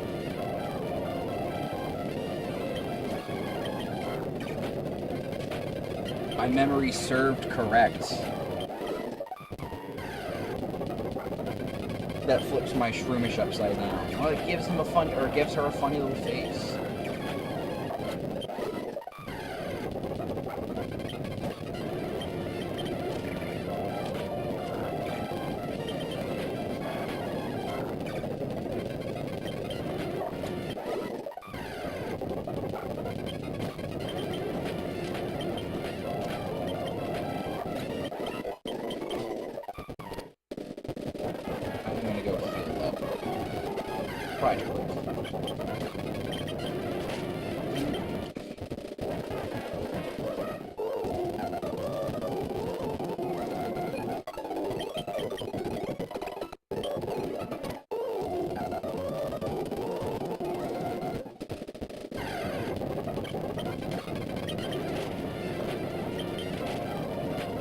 I fear you not, funny bird. Don't scare me.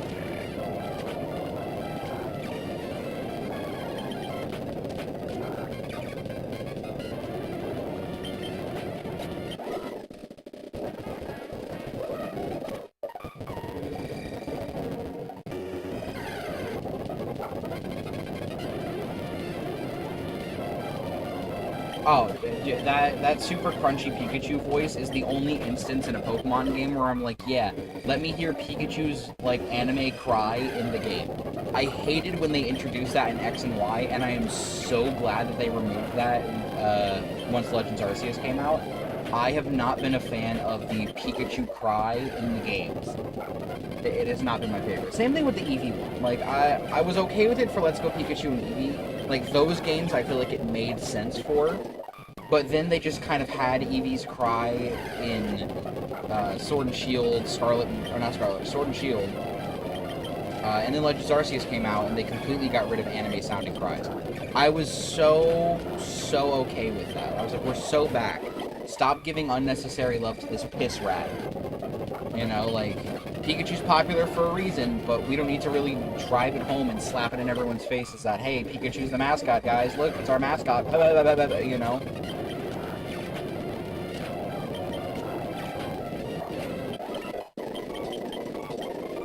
Yeah, I want to learn Mega Drain. We're going to get rid of Stun Sport if we want to keep as many attacking moves on us as possible. That's right, the TCG Pocket Eevee packs. Oh boy. I literally have exactly 2 cards before I finish the extra dimensional Crisis? Whatever it is, that set. I need Guzzlord EX, and I need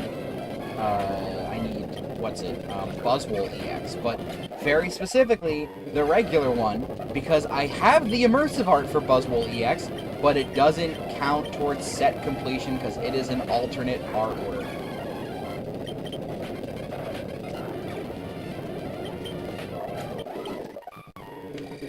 Yeah, you can add me. Here, let me pull it up today. I haven't opened it today. Let me, yeah, oh, you can, you're gonna hear a jump scare from that pack opening sound effect.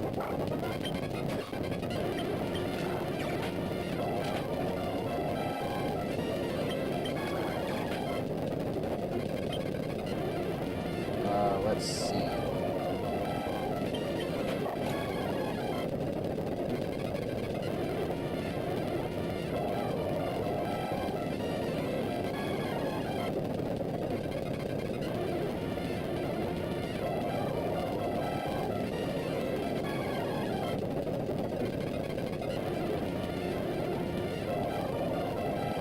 That is my friend code. You can send me a friend request.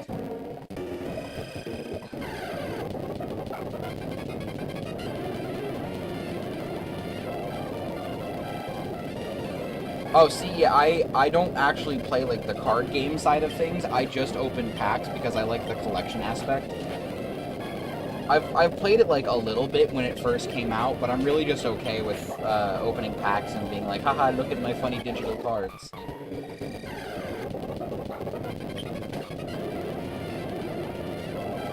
Let's see. That is Celesteela, which I have.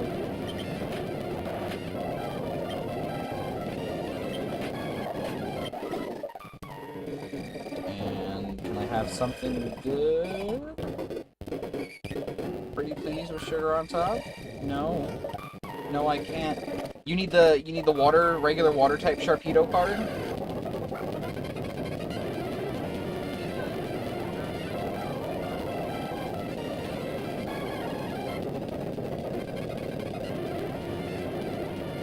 Well, you're in luck because I did just pull a duplicate copy, so if you need to trade once you add me, I can just give it to you.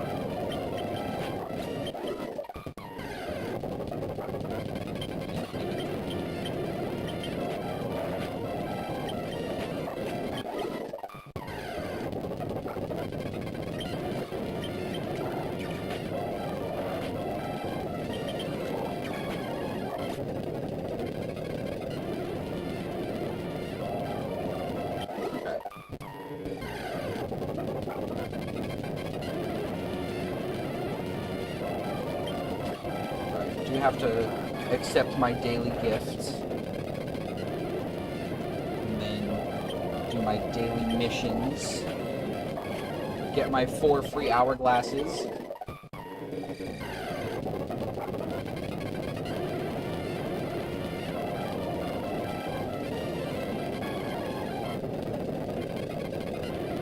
I got a deck one. Whoa, what was that?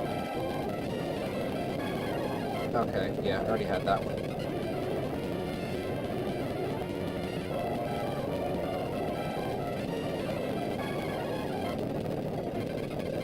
That Sarah Aura card from the Premium Pass looks so good, but I refuse to spend money on this game. I really do. Yeah, I've been playing since day one. I have been on this game the whole time.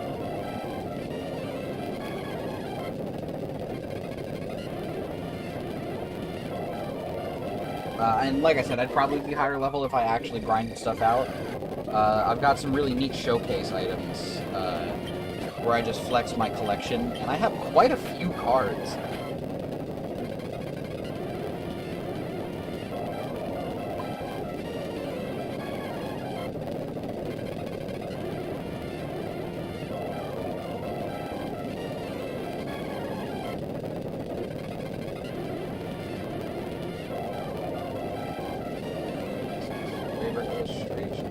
That Gengar art is really nice.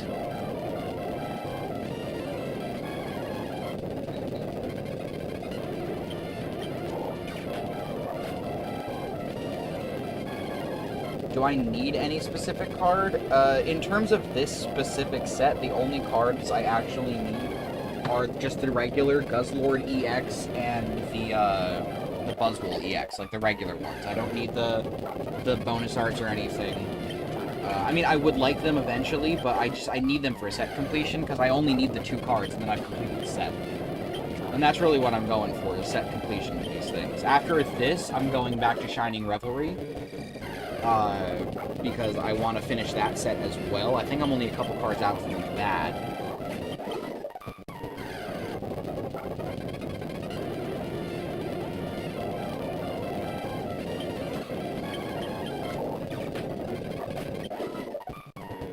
I really want that shiny Zard, but like I'm not gonna be disappointed if I don't get it.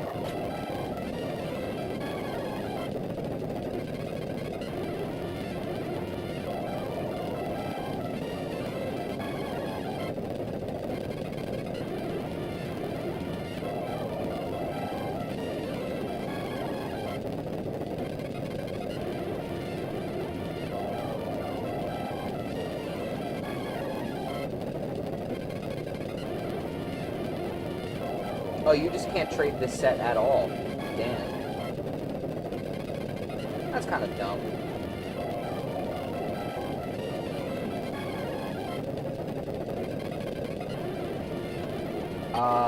What? I've got Lucario, Blastoise, Venusaur, and I've got the new Pidgeot from this set.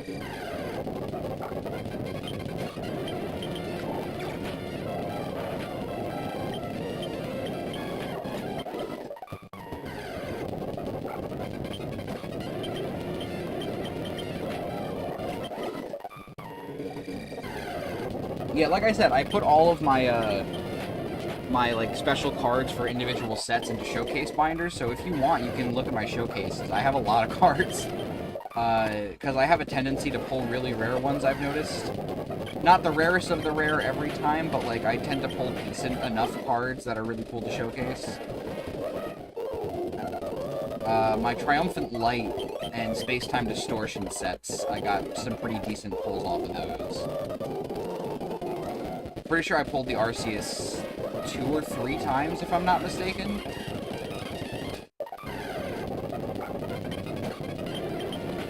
The immersive art Arceus, I should specify.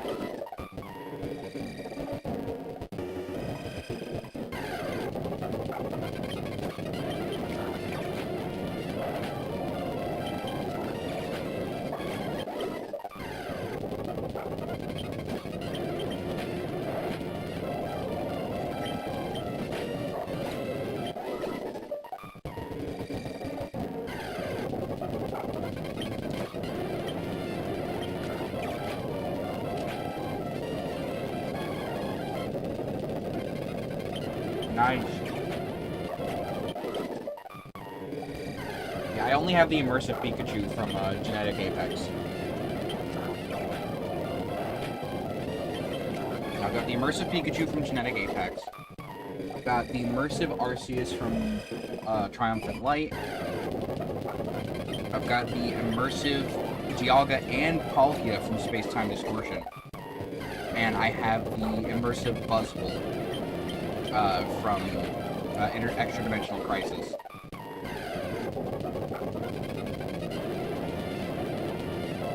Buzzwole is such a good card. I adore the Buzzwole art so much. I like it so much. That one art with the one point in the art where it's all of the Ultra Beasts like right about to touch down on the city skyline. I have that as the background for one of my group chats with my friends.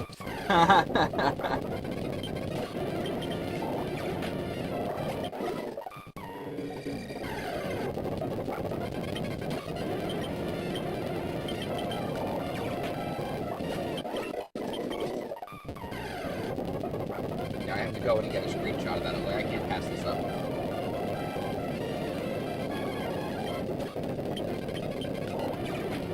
If it were possible for me to get that on like an actual Pokemon card, I would buy that in a heartbeat.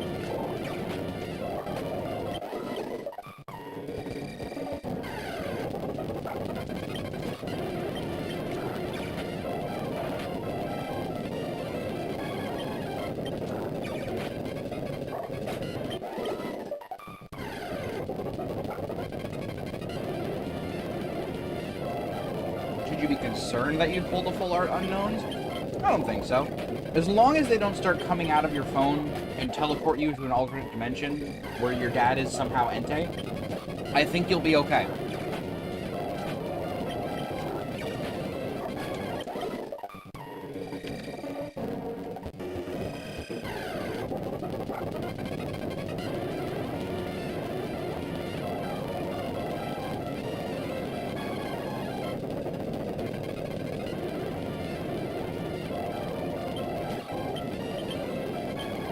No PP? How fight if no PP?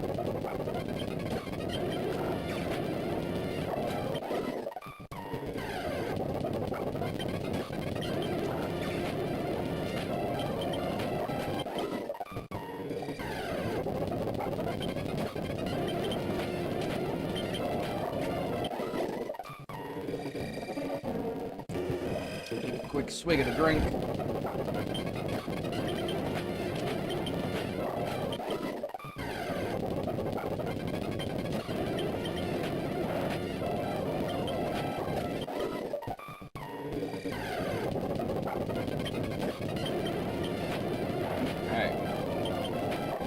I am looking forward to the new sets, though. I'm very curious what the immersive arts are going to look like for the EV set. Alright, 3 levels to go. And I am really hoping that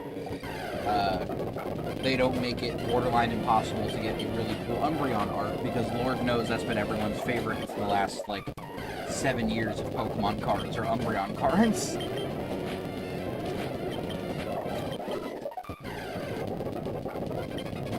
Yeah, Prismatic Evolution, Umbreon, and Tag Team Lovebirds, Latios, and Latios card.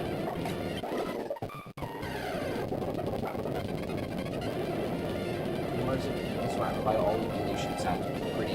Yeah, you know, I think that makes the most sense.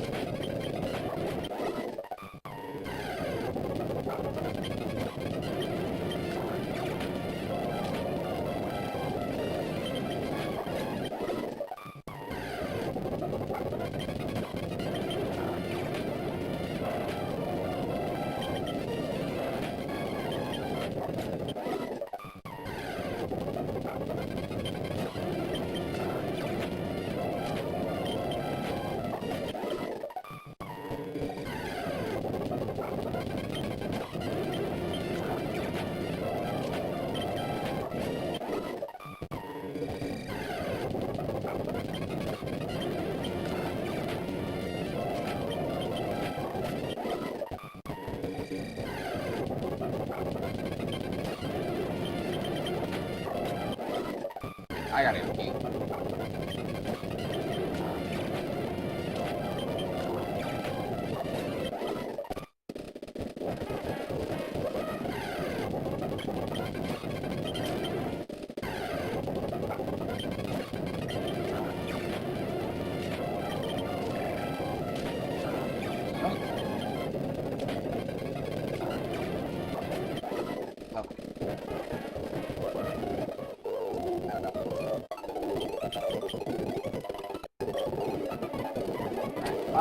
let's do some item taking.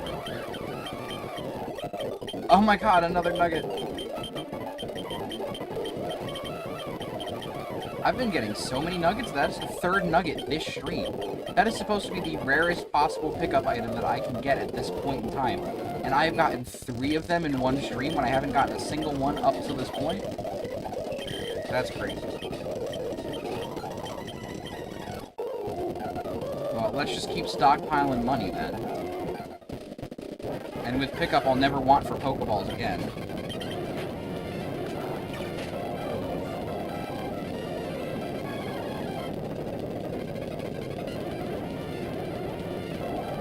That's... Give me things to fight and destroy. The local man spotted beating up millions of birds and juvenile animals with this mushroom drawn on face and on the raccoons. 4 at 6. A young man was seen going through the fields of Hoenn with a little mushroom that he drew a face on, constantly throwing them at small birds and tiny little cave bears with sound-based powers. These cave bears have been hunted to near extinction by this boy, who, and I quote, just wants to make stronger.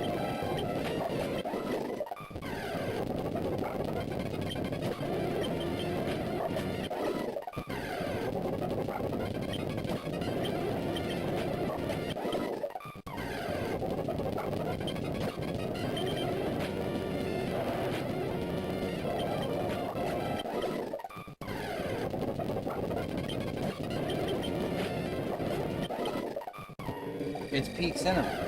Martin Scorsese would look at it and be like, cinema. This is what we're here for.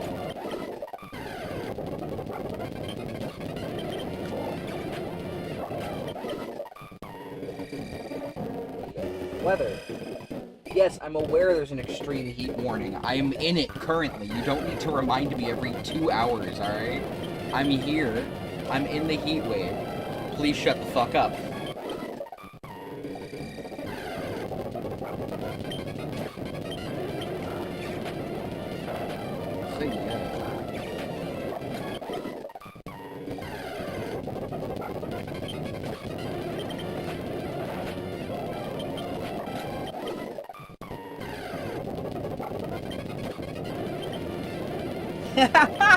I'm never getting away from that.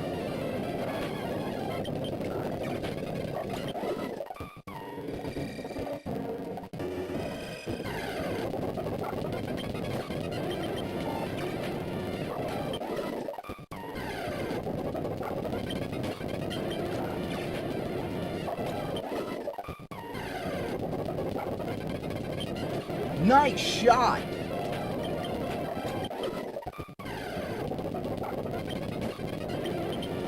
Wow! Incredible!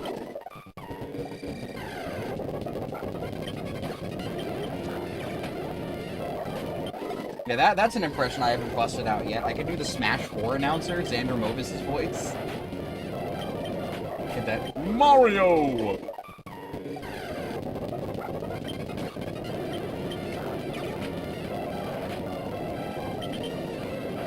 Luigi!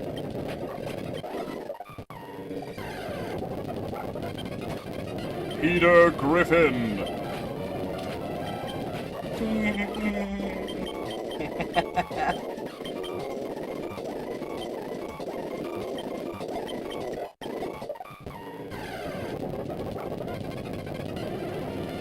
Ganondorf. Princess Peach. I love the the ones from Smash Melee where it's like Mario, Link, Zelda, Ganondorf. Like it's just like he says it so unenthusiastically.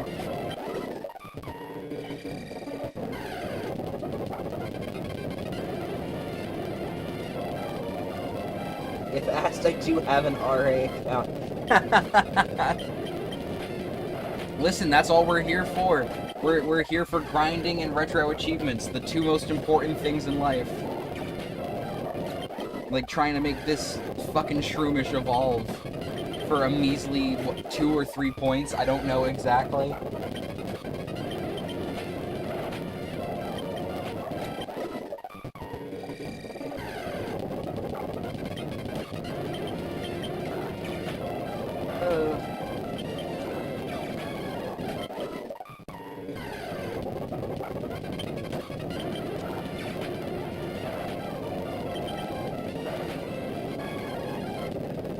Come on. Up, up, up, up, up, up, up, up. We're right there. We're on the precipice of greatness. One of my favorite fighting types of all time. 4 times weak to flying, just like my other favorite fighting type of all time.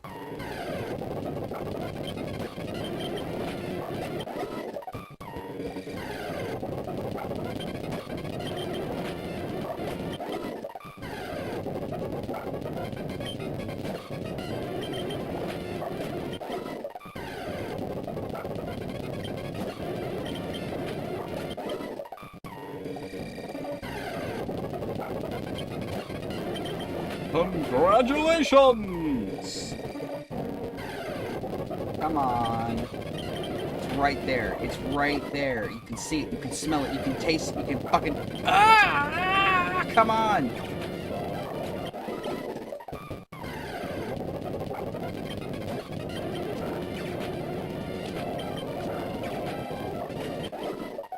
Let me evolve you, you tiny little soccer ball motherfucker.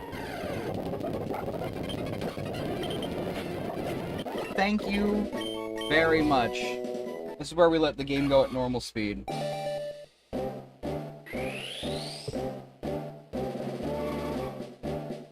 They are comfy and easy to wear.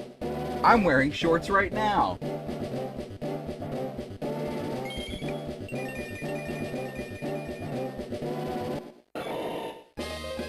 Hell yeah, Breloom, let's fucking go! Yeah, you can fucking learn Mach Punch. Hell yeah, dude.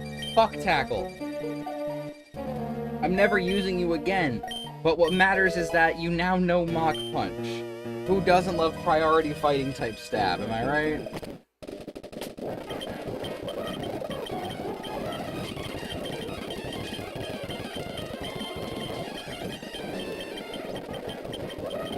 That, I think, is Ultra Ball number 12 or 13? 12? Yep. So many Ultra Balls already. Let me just... Yeah. Okay. Come in the door. Okay, well that is Shroomba done. Who should we do next? I think I'll leave this to chat. Chat, who are we evolving next? Who's on the chopping block? Or I guess on the boosting block.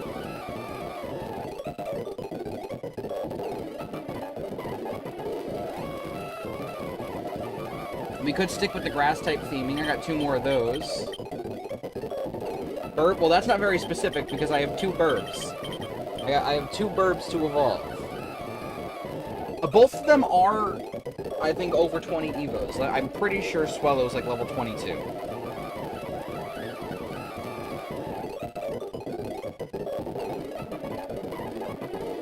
Yeah, 22. I knew it.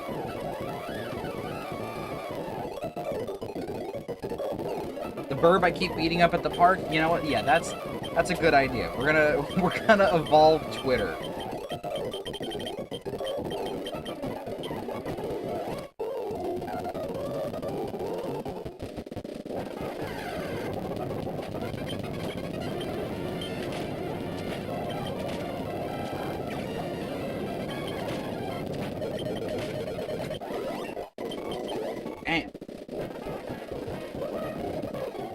That was fast.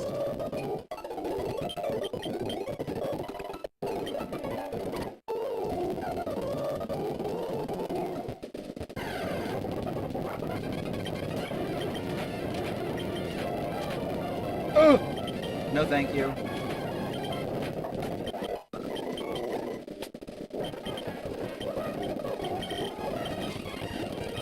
Did not mean to use the potion on Snoofer. That was a mistake.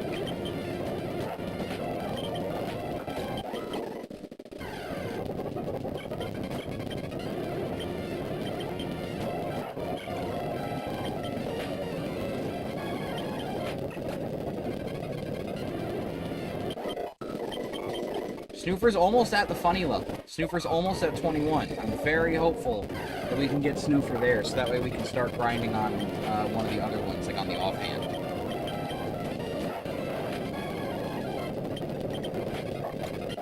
I feel like it should be... Yeah, we'll do Sniffer for our next grind, just because she is... Yeah, she is the lowest level Zigzagoon that I have. And I figured tackling that would probably be smart. Oh, quick attack. Very good.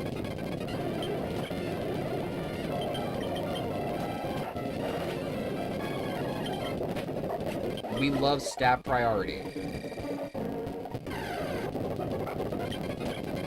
Now, if only I was more confident in my Pokemon's ability to not get it shit-rocked by a single Whismur at level 8.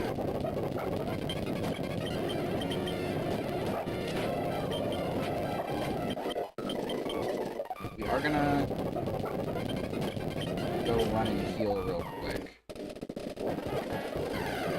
As is the smart play.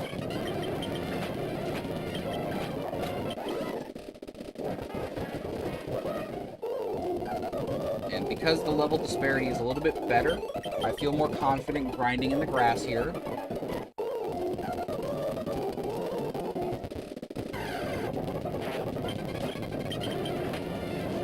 Not quite.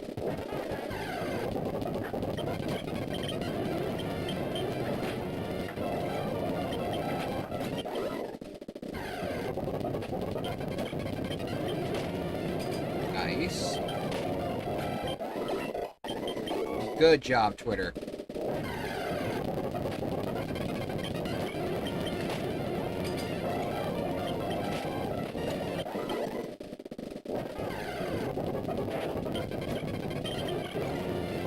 Yeah. I have to remember, I moved where it is placed.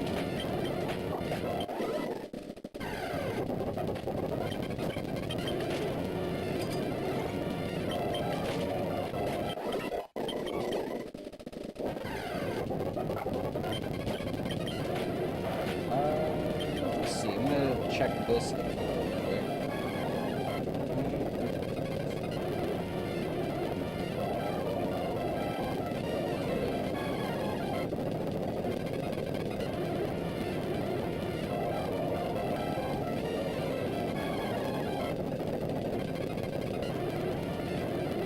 That's not bad. Kalo is in the medium slow group, so it takes an okay amount of time, which, like, not too bad.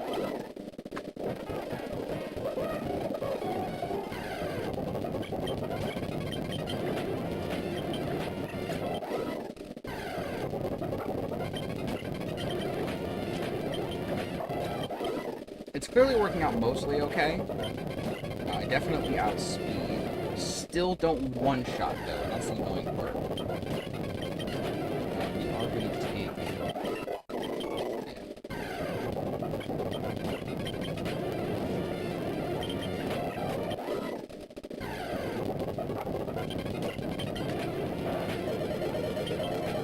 Yeah. Risky business here. Oh, I don't know if anyone saw, but the achievement set for the Shantae game that was released for the Game Boy Advanced as of this year, it is now is a set, which I'm very excited for. I think I'm going to use that as an excuse to finally start playing the Shantae series. Because my friend, he got it for the Wii U. He had the Half Genie Hero, or whatever, Risky's Revenge. Whatever one was on the Wii U. He had that when we were in high school.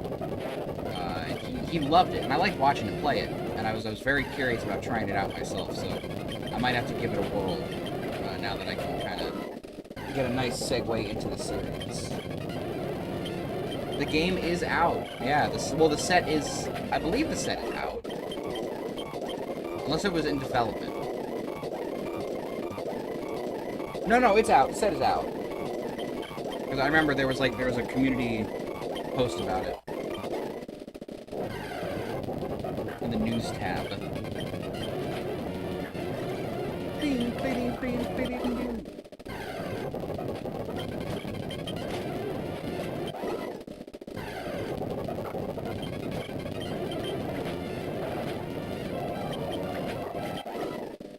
Very epic indeed.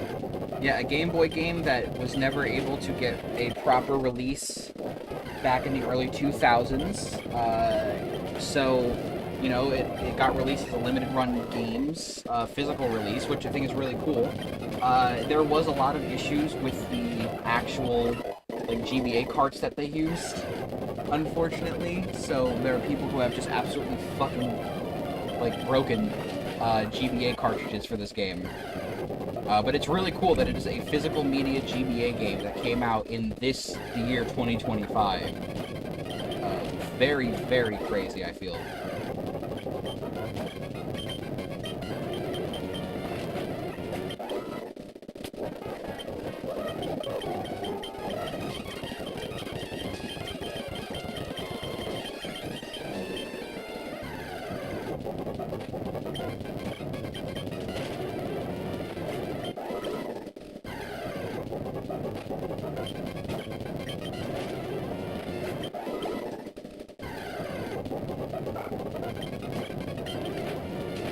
Still not one-shotting level 6 Whismers, but that might have put us right over the threshold for that.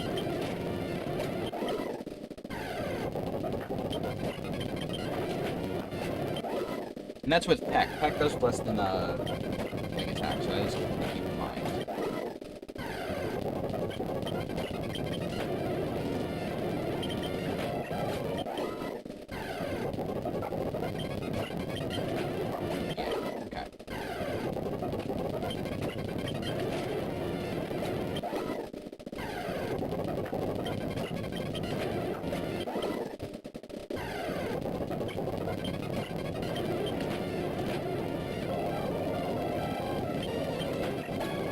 I mean, okay, hey, you know, in the defense of the Magikarp salesman, you know, he isn't selling it to you for $500. That's probably the equivalent of, like, $5 USD. If we're going by Poke being a straight yen to USD conversion, that's probably, like, $4.80.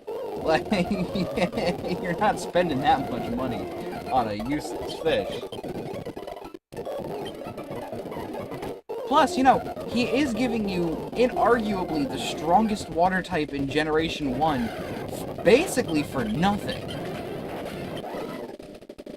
Like, that's the price of, like, 2 Pokeballs right there. And before you gain access to fishing. So, like, I'd say, all in all, it's a really good deal. People clown on it, but I'd say it's a really good deal.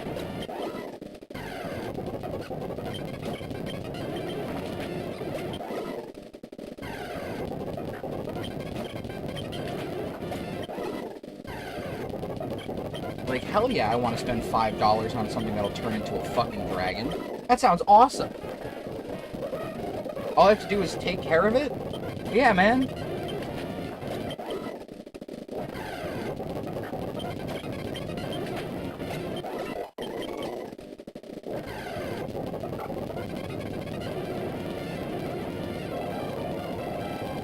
The set wants to.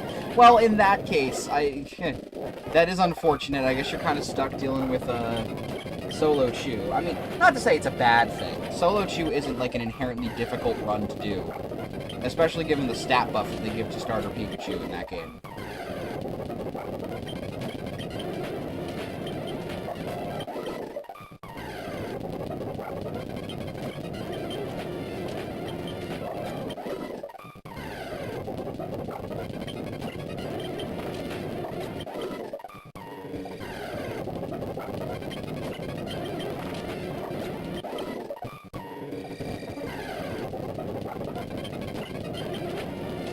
Oh, also, I started playing the ROM hack Pokemon Pisces last night. I'm very excited to get into that. It looks really good.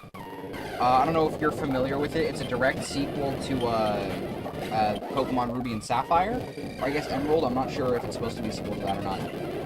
But basically the event... Yeah, no, Emerald. The events of what happened in Emerald caused a massive environmental shift to the Hoenn region. And most of the Hoenn native Pokemon left, and now there's 200 original new Fakemon in the game. It looks crazy good, and you get to play as the child of the professor.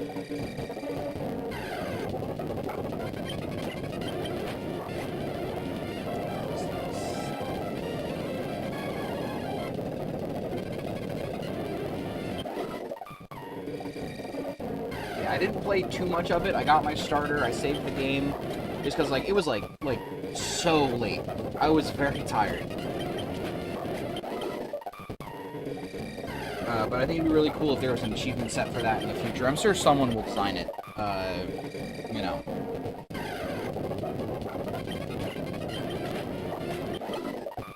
But it's a popular ROM hack right now, and those get picked up really quickly. I know the one that's based on like Greek mythology or whatever, Odyssey.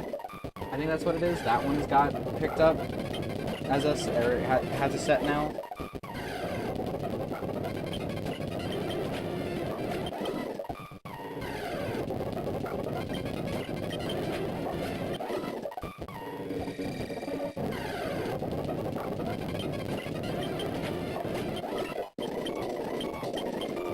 Yeah, you don't need to learn double team. It's okay. We're not trying to evade hits. You know, you're not going into some crazy strong fight. You are slaughtering a population. So that way I can make you go from burb to bigger burb.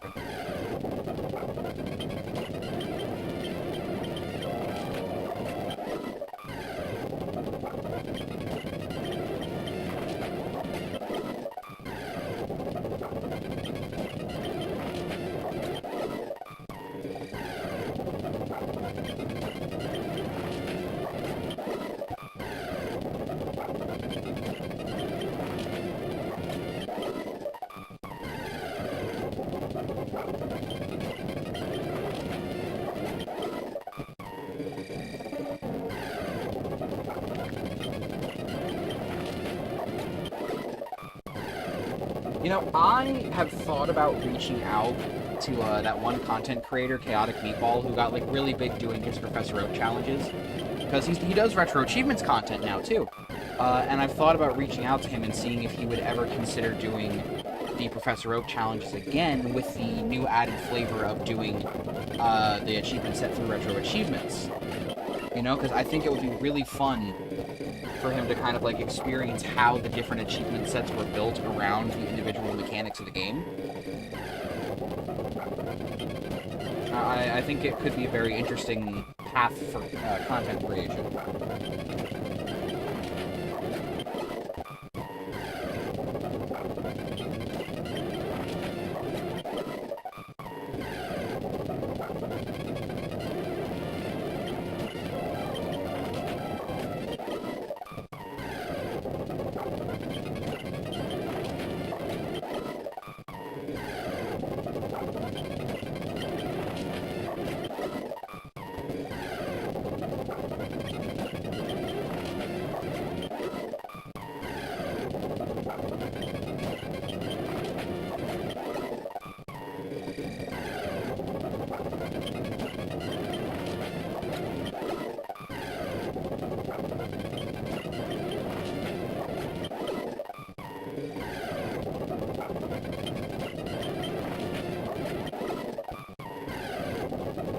It would be really rad. I would like to see other people tackle the Professor Oak challenge sets as like a content-based thing.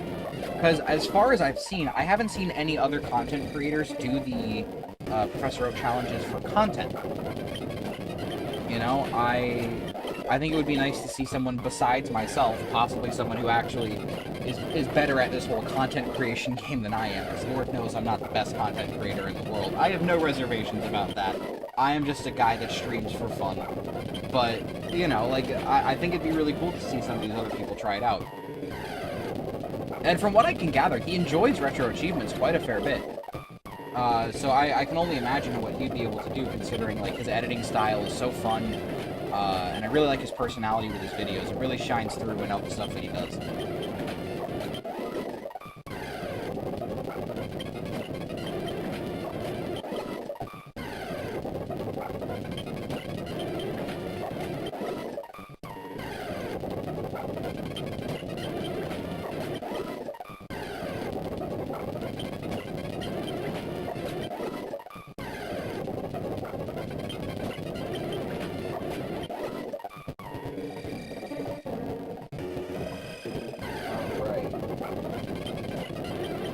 We are in the 27-minute mark. Oh boy.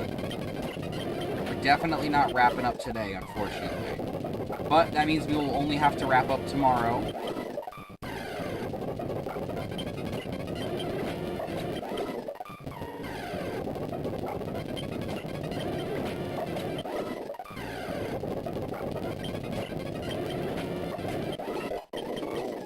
Ah, yes, Twitter is evolving.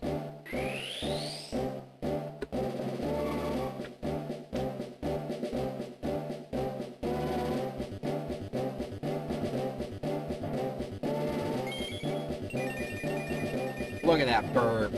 Look at that burb. What a swellow fellow. See, I was gonna make that joke, but then I realized that X is a bit of a devolution of Twitter. I would not call that an evolution in the slightest bit.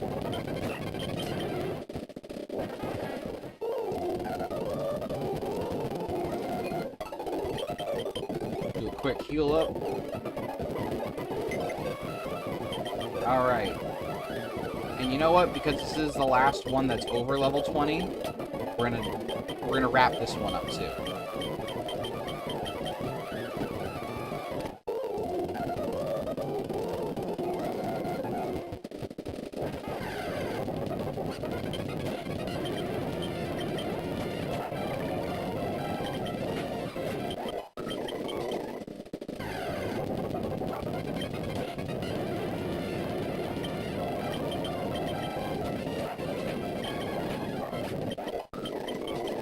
Very good, very good. I think this one's 20. Might be wrong. 25. It's the first one I've been wrong about today.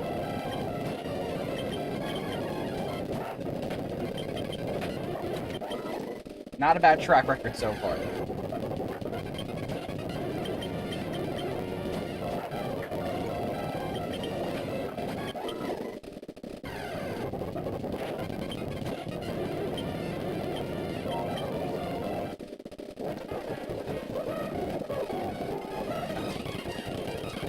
Ah, no, that's understandable. Welcome back.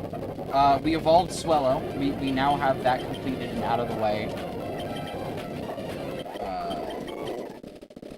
So all we have to do, we're going to wrap up Wingull, and we're going to see how much time we have left after that. If we can't finish any other Pokemon after Wingull, we're going to be able to save. We're going to save everything else until tomorrow, where we're going to wrap that shit up too.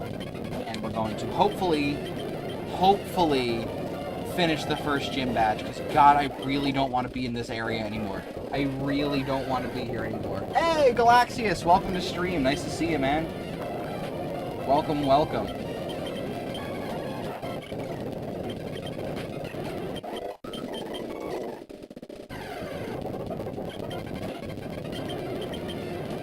Just in time, we are doing the final wrap-up for this. We're doing our last Pokemon of the day, most likely, before we wrap up stream.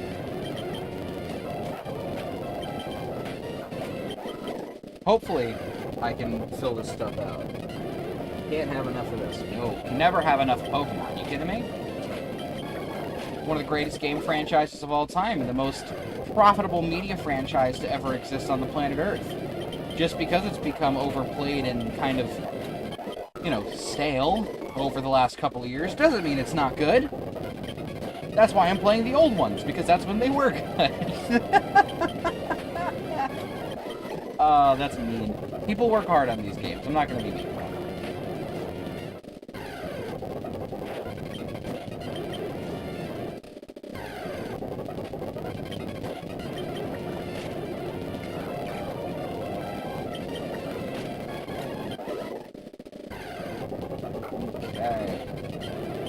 You are immune to sound-based. Oh my god!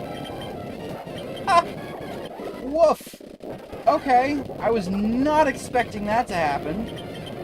Well, I gotta get experience on this guy anyways. I assume the army of Zigzagoons are rare candy pickups. They are to become rare candy pickups, yeah.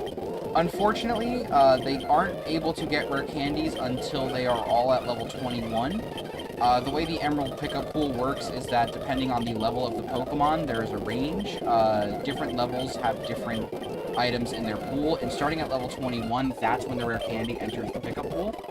But right now, they are really handy for getting other types of items. Obviously, as you can see, like, I've got a lot of healing items here. All of these repels I got from them, the X attacks. And then I have 12 Ultra Balls and 28 Great Balls, which I am incapable of getting otherwise at this point in the game.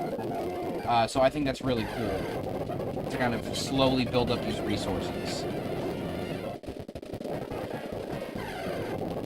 I'm never going to want for items towards the end of the game, really, is the most important part. And once I get each of those Zigzagoons to level 21, I can hopefully start kind of building towards a nice supply of rare candy. So if I need to push out a couple extra levels in a Pokemon that I'm trying to grind out, I can just do it lickety-split, no stress, no mess. I mean, I do like Zigzagoon quite a fair bit. They are one of my more favorite Route 1 rodents. Or, I guess, normal types, since not all of them are rodents. But yeah, I do quite like Zigzagoon. I've been a big Zigzagoon supporter and Zigzagoon blazer since the early days of Pokemon for me. Because, I mean, let's be honest, like, you're using a nice, like, this is more like a Linoon thing, but you have a Pokemon that can use all of these HMs, and it has Stab Headbutt in its Learn set, which is already great. So, I'm not going to cough at it. I quite like that entire line. And Slash. Can't forget Stab Slash.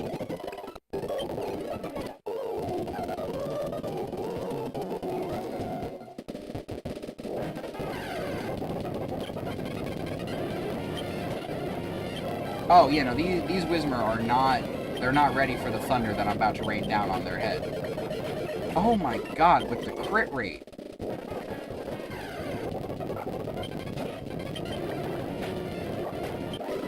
Yeah, I can crit too. I can crit too, game.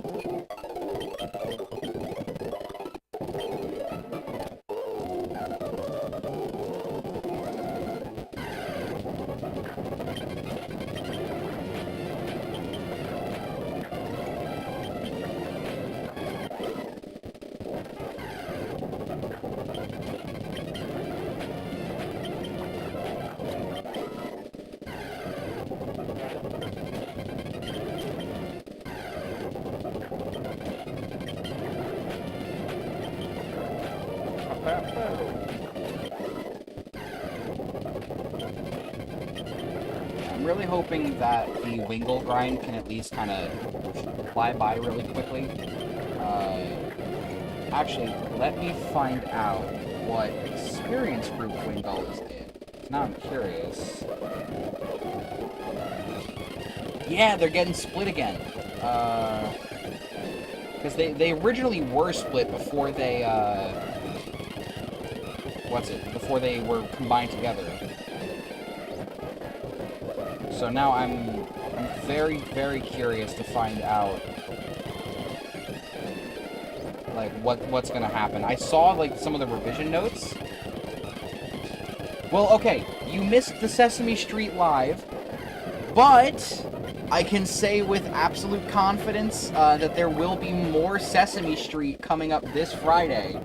So feel free to stop in then, because I will be playing a lot more Sesame Street. They made a set for the Cookie Monster DS game. So, fret not. You will get to see a man lose his sanity more and more by playing crappy educational games.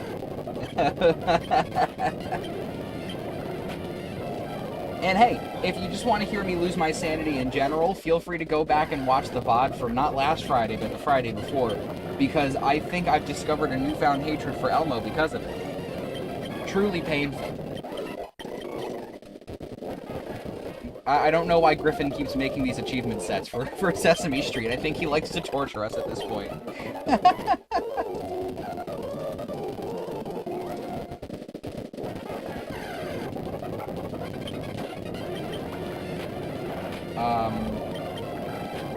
But yes, they are doing some alterations. Any achievements that you get in the Red and Blue combined set, they're going to carry over the relevant comparable achievements to both sets. So if you you know, if you want to, you can obviously reset your achievement score for those games, but you'll automatically have, like, a lot of the completion-based achievements for red or blue, depending on which version you end up playing, and they'll just give it to you. They'll give you both. Because there's no way for you to distinguish, like, in the code of, like, who unlocked what achievements, like, oh, this person's playing red, or, oh, this person's playing blue. Because of the fact that they hardwired it so that both games just automatically link to the set. So it's going to be a more, like, seamless way to kind of separate them apart and make it more interesting, I think.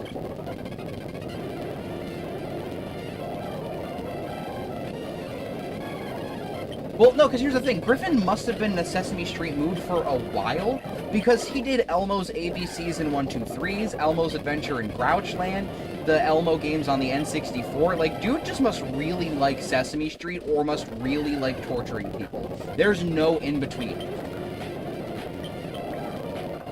Like, Griffin is the Sesame Street set maker for most of the achievement sets on the website. There's a couple, like the Atari 2600 ones that other people did, but like Griffin's the Sesame Street guy.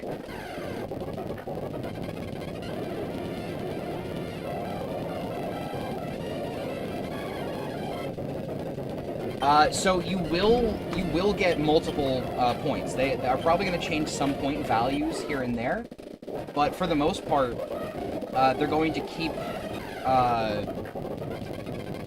the sets, like, any achievements you get, they're going to cross them off. So, like, oh, it's like, oh, you beat these gym leaders in red version while you were playing in the merge set. Okay, now you've also got the achievements for beating said gym leaders in blue version as well.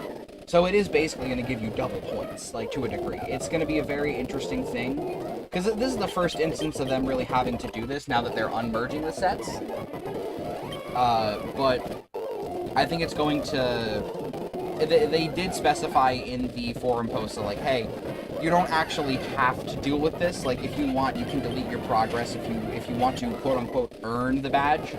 You know, but that's one thing. I am actually very curious to see what they're going to do with people who already mastered blue in the past.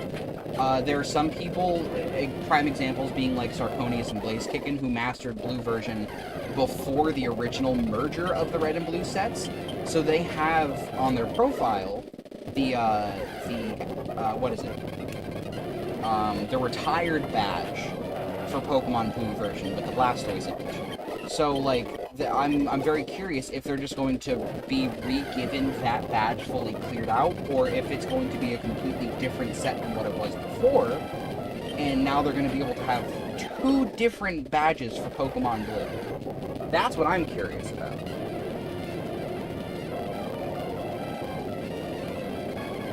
Okay, thank you for the clarification, Dash. Thank you.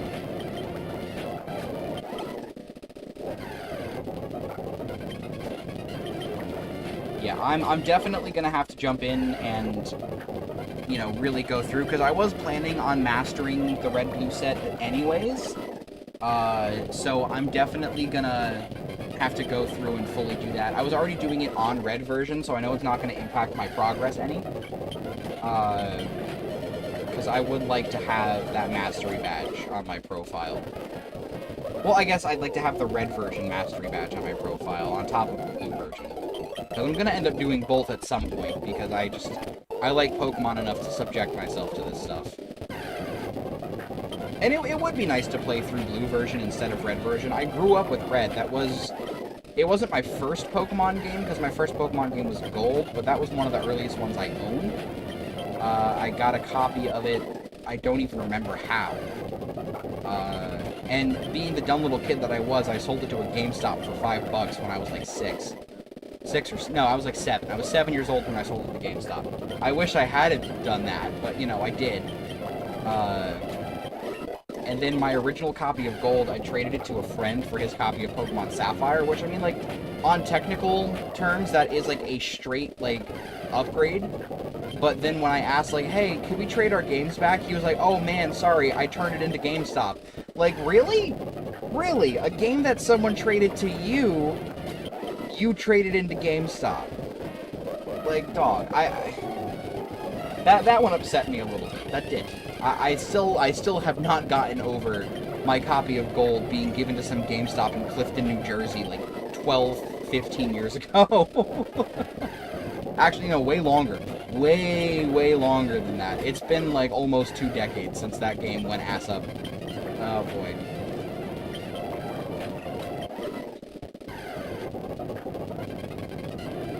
I mean, I'll never get it back, I know that.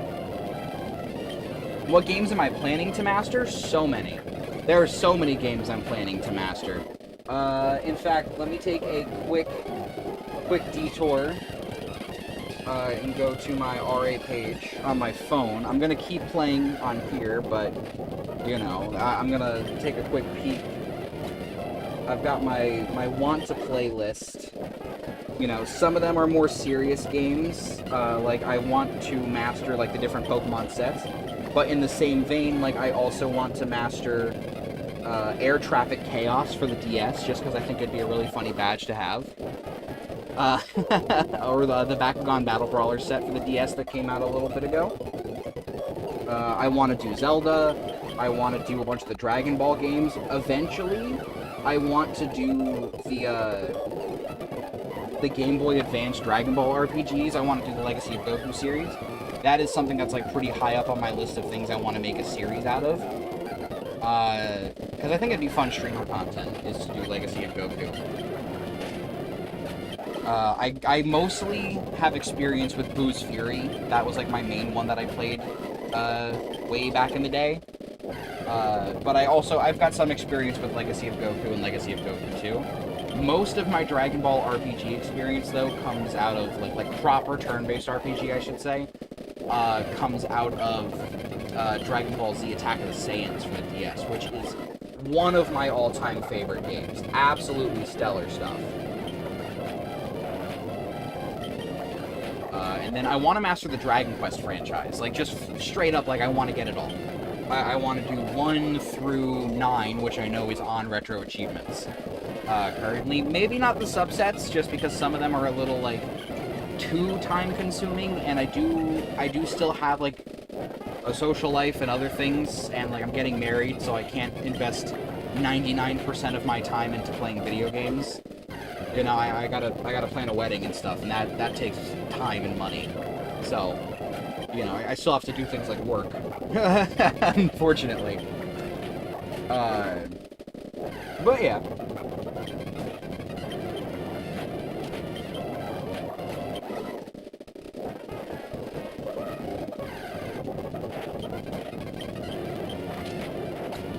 Oh my god, it is dastardly hot in this room right now. This heat wave is killer. I mean, I have a lot of games in my want to play list too. Like, I got the Cinnamoroll games for Sanrio. Just because I think the badges are kind of cute and I think it would be kind of fun to have them on my profile. Like, I don't know, I like the idea of collecting mastery badges more than I like the idea of actively mastering the games. Which is why I like some of, like, the really easy sets here and there. Which primarily is why I have the Garbage Bin Friday segment that I do. So that way I can play a lot of these, like, really quick, easy, like, bargain bin style games. Like, your parents picked this up for $12 so you could have a game for Christmas type of deal.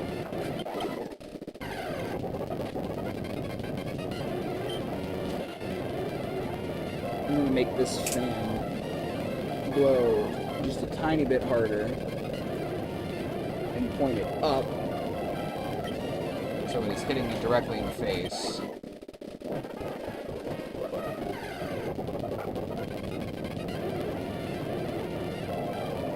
Yeah, see, that's one of the things I do. Coconut Yu-Gi-Oh! Is one of the ones I have in my want to play. Yeah, I'll get to it eventually, basically, is where I'm at.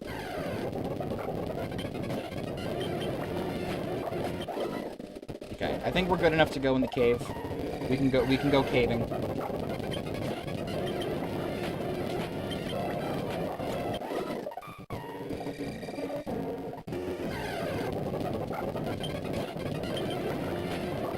Genuinely, I might have to go into my pool after this. We just put up our like above ground pool. We have a little inflatable, not little, but like a 12 foot by 12 foot inflatable pool that we have.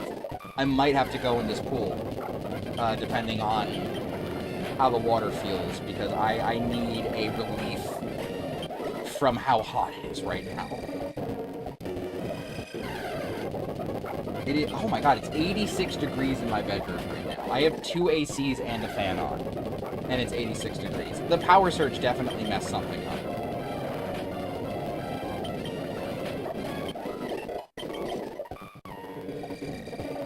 Oh, gotta get your Garf on. Listen, you gotta Garfeldy.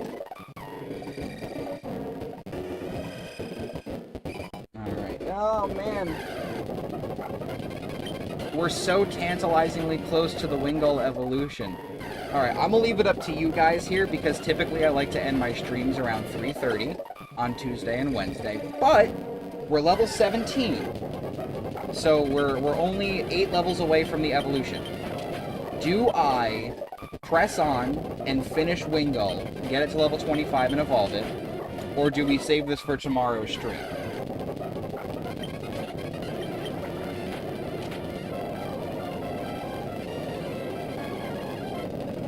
Oh, SteamWorld Dig is something I've been interested in for a long time. I might have to get Steam again.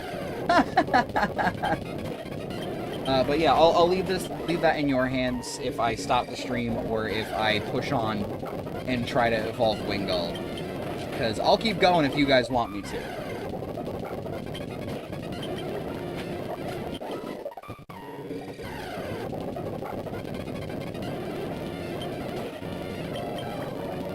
Well, that's the thing. Like, I don't personally like have any preference on whether I stop or not. I just know, like, I keep myself to a certain schedule, but I also don't mind breaking that schedule if A, I'm close enough to a specific goal, or B, the people just want to see me keep going. As long as I'm not burnt out, I'll keep on chugging through. I'm not tired right now. I'm feeling good.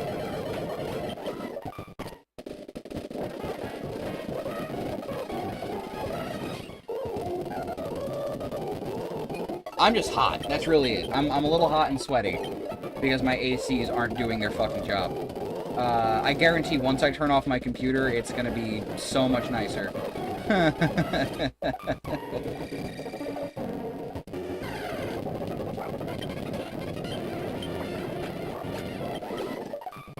John, I've got the lasagna, my Garf, John.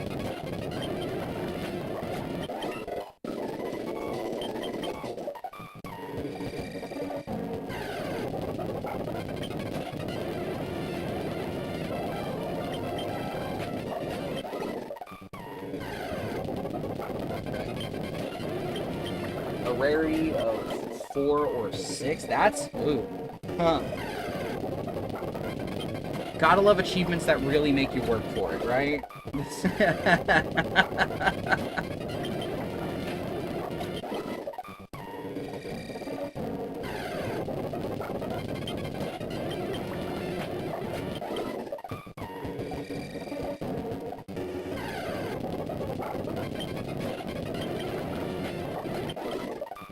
Oh boy.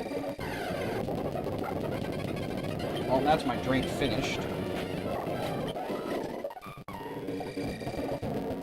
I know, I think he's Swedish. That joke caught me so off guard watching the Minecraft movie with my friends, where the waiter comes up and it's like, "Are you guys finished?" And it's like, "No, I think he's Swedish."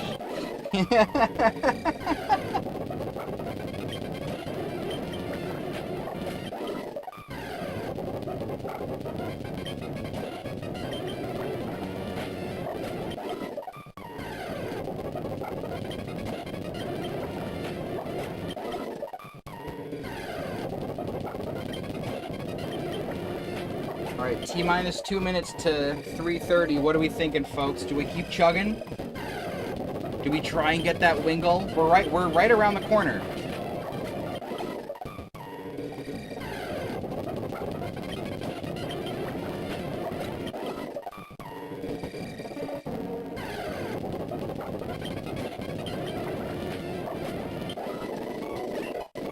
Have I seen a game about an orange cat that one achievement wants you to beat the whole game without dying? I haven't seen a game with an orange cat that has an achievement that you don't die the entire game. But I have seen other games where you can not die at all. And those ones make me want to rip my hair out.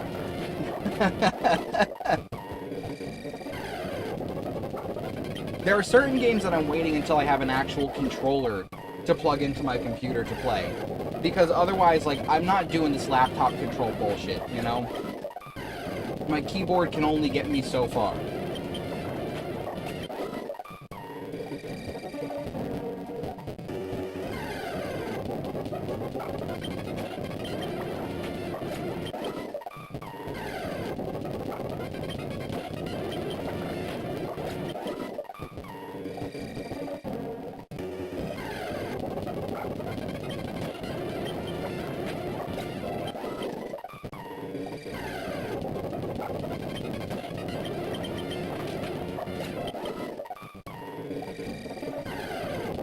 Gotta love beating games without dying. It's the best. Alright, you know what? Here's how I'll decide it, right? If we can reach level 20 before it becomes 330, and no one says I keep... Oh, well, no. Okay. That doesn't work now. I spoke too long. Ah, fuck it. We're gonna go. We're 5 and a quarter levels out. Might as well finish it up.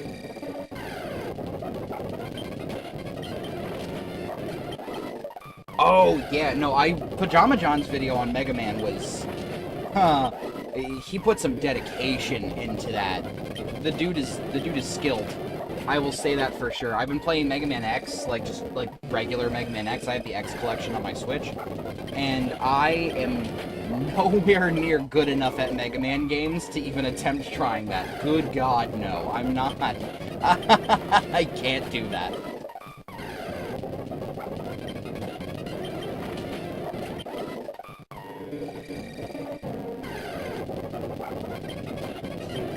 Get soft lock on the boss. Oh, no! Soft locks are the bane of my existence.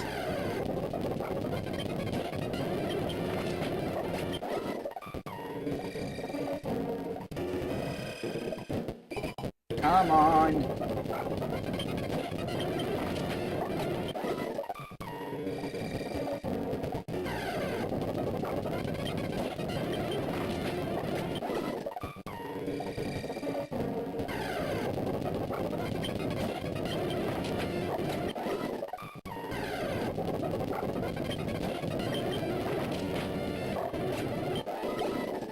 Okay, we're getting close. Well, what if it medium locks? You ever thought about that? What if it medium locks?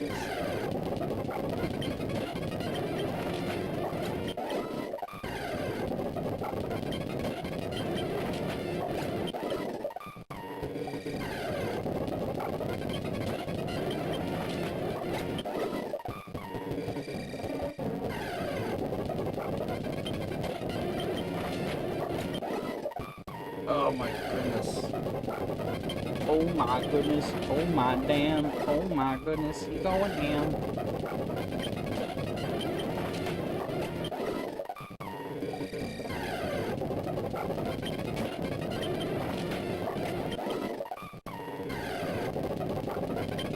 What is 9 plus 10? Haha, funny 21 joke.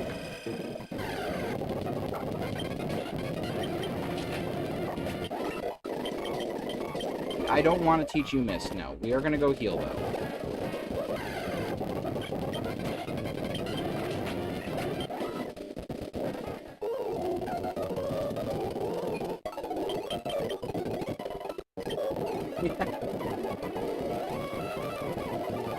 Okay, you want me to hear you out? What am I hearing out? Let's lay it down. What are we doing?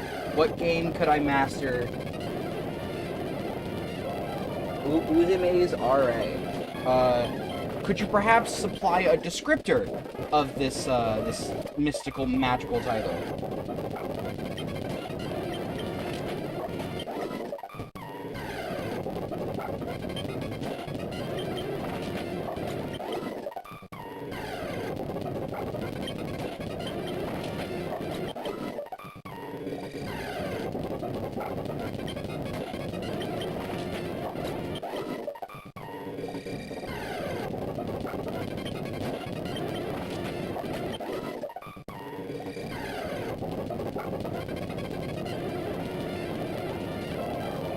short sliding puzzle games. I don't mind sliding puzzles. I'll give that a look. And the SpongeBob games for the GBA, not a bad option. I'm very nostalgic for the Battle for Bikini Bottom GBA version. I had the combo pack with that and Freeze Frame Frenzy growing up as a kid. And then I did master one of the SpongeBob games.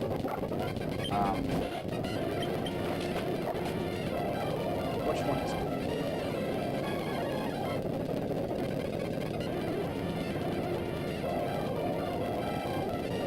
Right, SpongeBob SquarePants Super Sponge for the GBA. That is one of the sets that is the only SpongeBob set that I've mastered, but it is one of the, like, it's on the free achievements list, so if you want a good starting point, Super Sponge for GBA is definitely the one you want to gun for.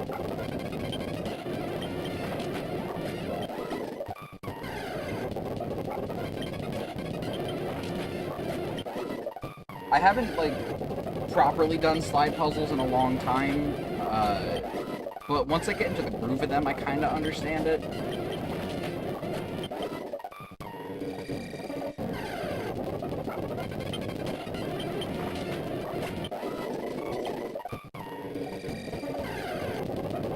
Also, that's cool that you helped make some of the puzzles. That's pretty fun.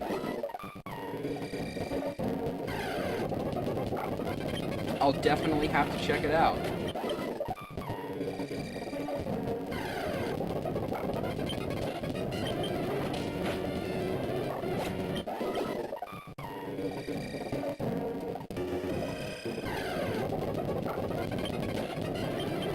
Oh, you gotta color that area. Oh, so it's like that one mobile phone game that you get ads for like 5 billion times whenever you download anything that's like, oh, click to watch an ad. One of those. Okay. No, those ones are fun.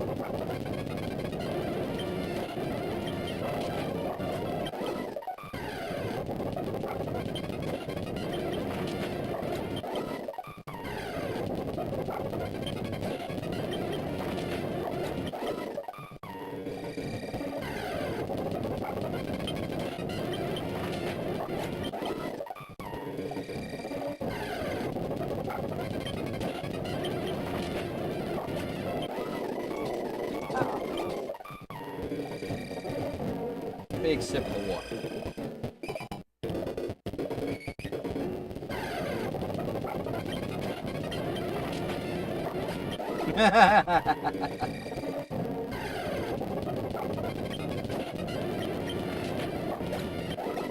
Yeah, the sliding picture puzzle ones are the ones I have difficulty with. So that will definitely be a lot easier.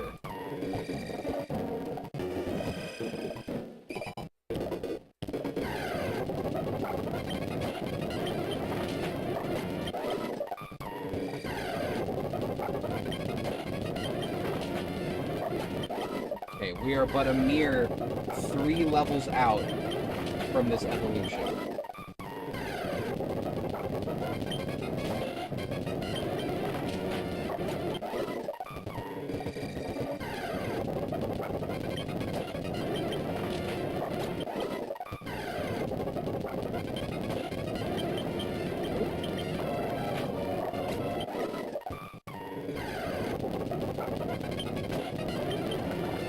You know what? That is a fair point. Wind Waker does have some of the most infuriating slide puzzles in video game history. So I think you're pretty much the master of slide puzzles at this point, Galaxius.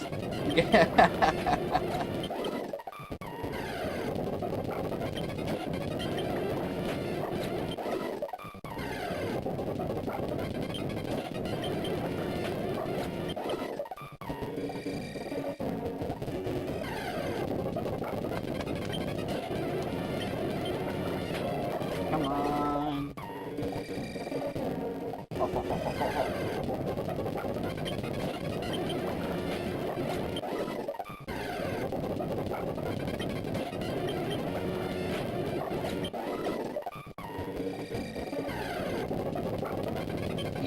I mean, hey, listen, if you can one day look at all of your family on your deathbed, hold the hands of your loved ones and say, you know, I got first place in Winky the Little Bear for the PS1. And then those be your final dying words to your family. I think that's a pretty accomplished life. Revenge of the Flying Dutchman. Oh, that's a game. That is a game right there.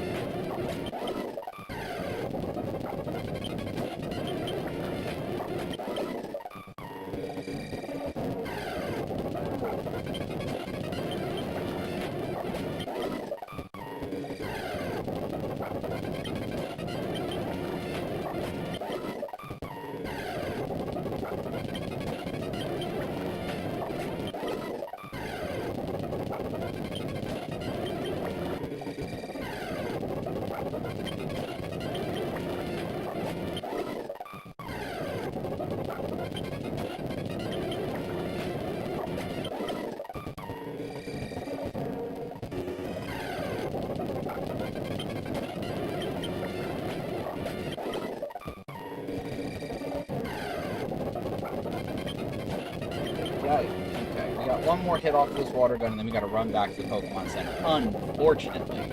But I think that should be our final Pokemon Center trip of this grind. So let us... Oh, beautiful. No encounters on the way.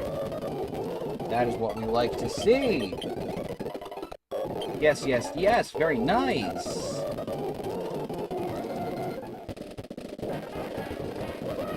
And no encounters on the way back, either. Speed and efficiency, that's what I like.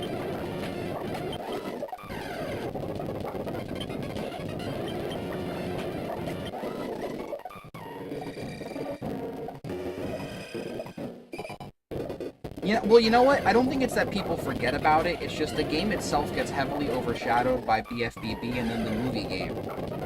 You know, like they're definitely the most notable of the SpongeBob console titles of that time.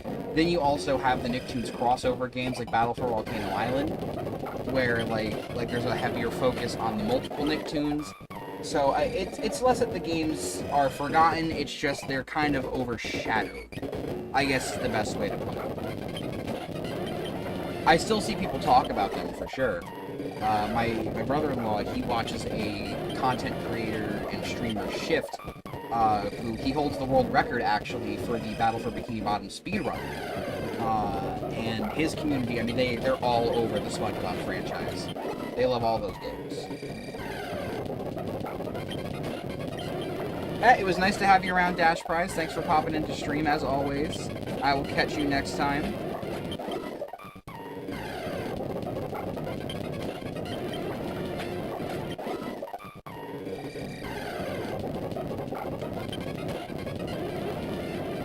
Lights, Camera, Pants is definitely there.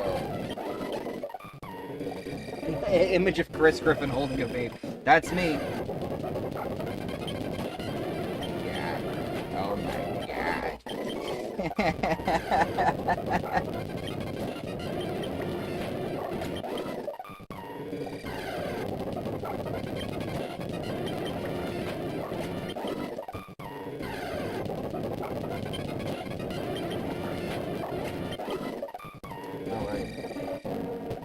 We are almost done. We're at the precipice of greatness. We are on the edge of glory.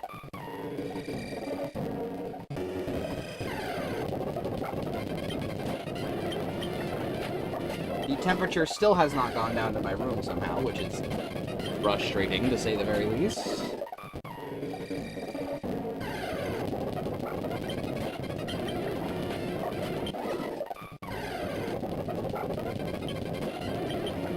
Yeah, Lights, Camera, Pants definitely overshadows it as well. But funny thing, I'll point this out.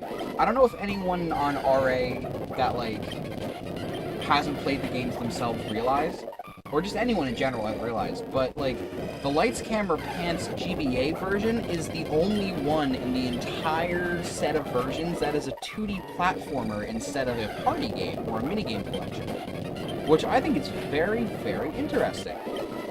You know, it deviates a lot from what Lights, Camera, Pants is typically, being, like, basically the SpongeBob equivalent of a Mario Party title. that's kind of had my interest for a little bit. It's actually the main reason why it's on my want to play list.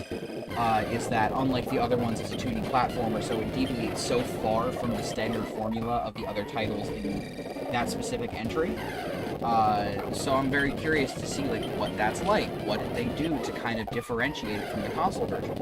Because, you know, obviously console versions and handheld versions are going to differ greatly depending on which kind you're looking at. But like, to see them be completely different genres, it's always my favorite thing about handheld games. Like I've noticed that a lot. Like, obviously, okay, here's a good example. The Spider-Man games that were released for the Sam Raimi movies, specifically Spider-Man 2 and 3, we're talking about open-world stories that have some linearity, but they give you options for exploration, versus Spider-Man 2 or 3 for the Game Boy, where it's like, oh, you have a side-scroller, linear-level, action beat-em-up style title. Very, very vastly different titles.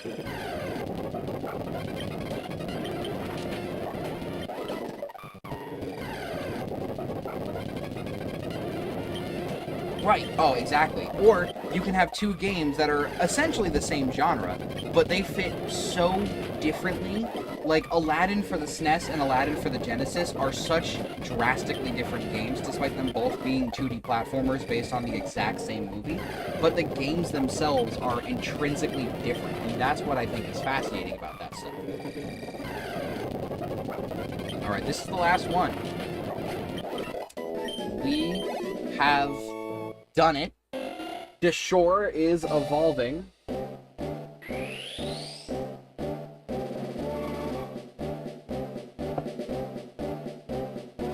Oh, now this is an accomplishment. Oh, I feel good. I feel good about that. And we got ourselves a Pelipper. Hell yeah, dude. You don't need to learn Protect. We are going to leave. We're going to go return to the PC before we wrap everything up.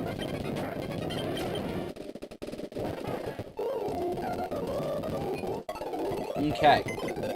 So, with that, today, we have fully evolved Kadabra, Ninjask and Shedinja, Azumarill, Swellow, and now Pelipper. Oh, and Breloom, of course. We can't forget Breloom. I think tomorrow will be a good time for us to do our lovely Zigzagoon, the Chosen. So the Chosen is going to pop in right here next to where Snoofer is currently slotted. We're going to move Sneefer down at the bottom. We got our lovely, lovely party. The Chosen is the only one of these Zigzagoons that gets to evolve. Bear in mind. So, that was very fun. Very glad that we achieved that today. Tomorrow we will be finishing up everything from this stream, as well as continuing with LEGO Star Wars The Complete Saga for the Nintendo DS. Friday we will be back for more torture from Sesame Street, because God, I can't stop torturing myself just to get these funny little mastery badges for the bottom of my profile. And then obviously next Tuesday we will return for more Pokemon Emerald Professor Oak Challenge, where hopefully by then we will have finished the first gym and be able to move on to the next segment of the game, which opens up a lot more for us to explore, but it also makes things just a little bit easier for grinding. So yeah, thanks everyone for popping out today. Had a really fun time, and I look forward to seeing everyone next time. Have a wonderful rest of your day. Stay cool out there. Peace.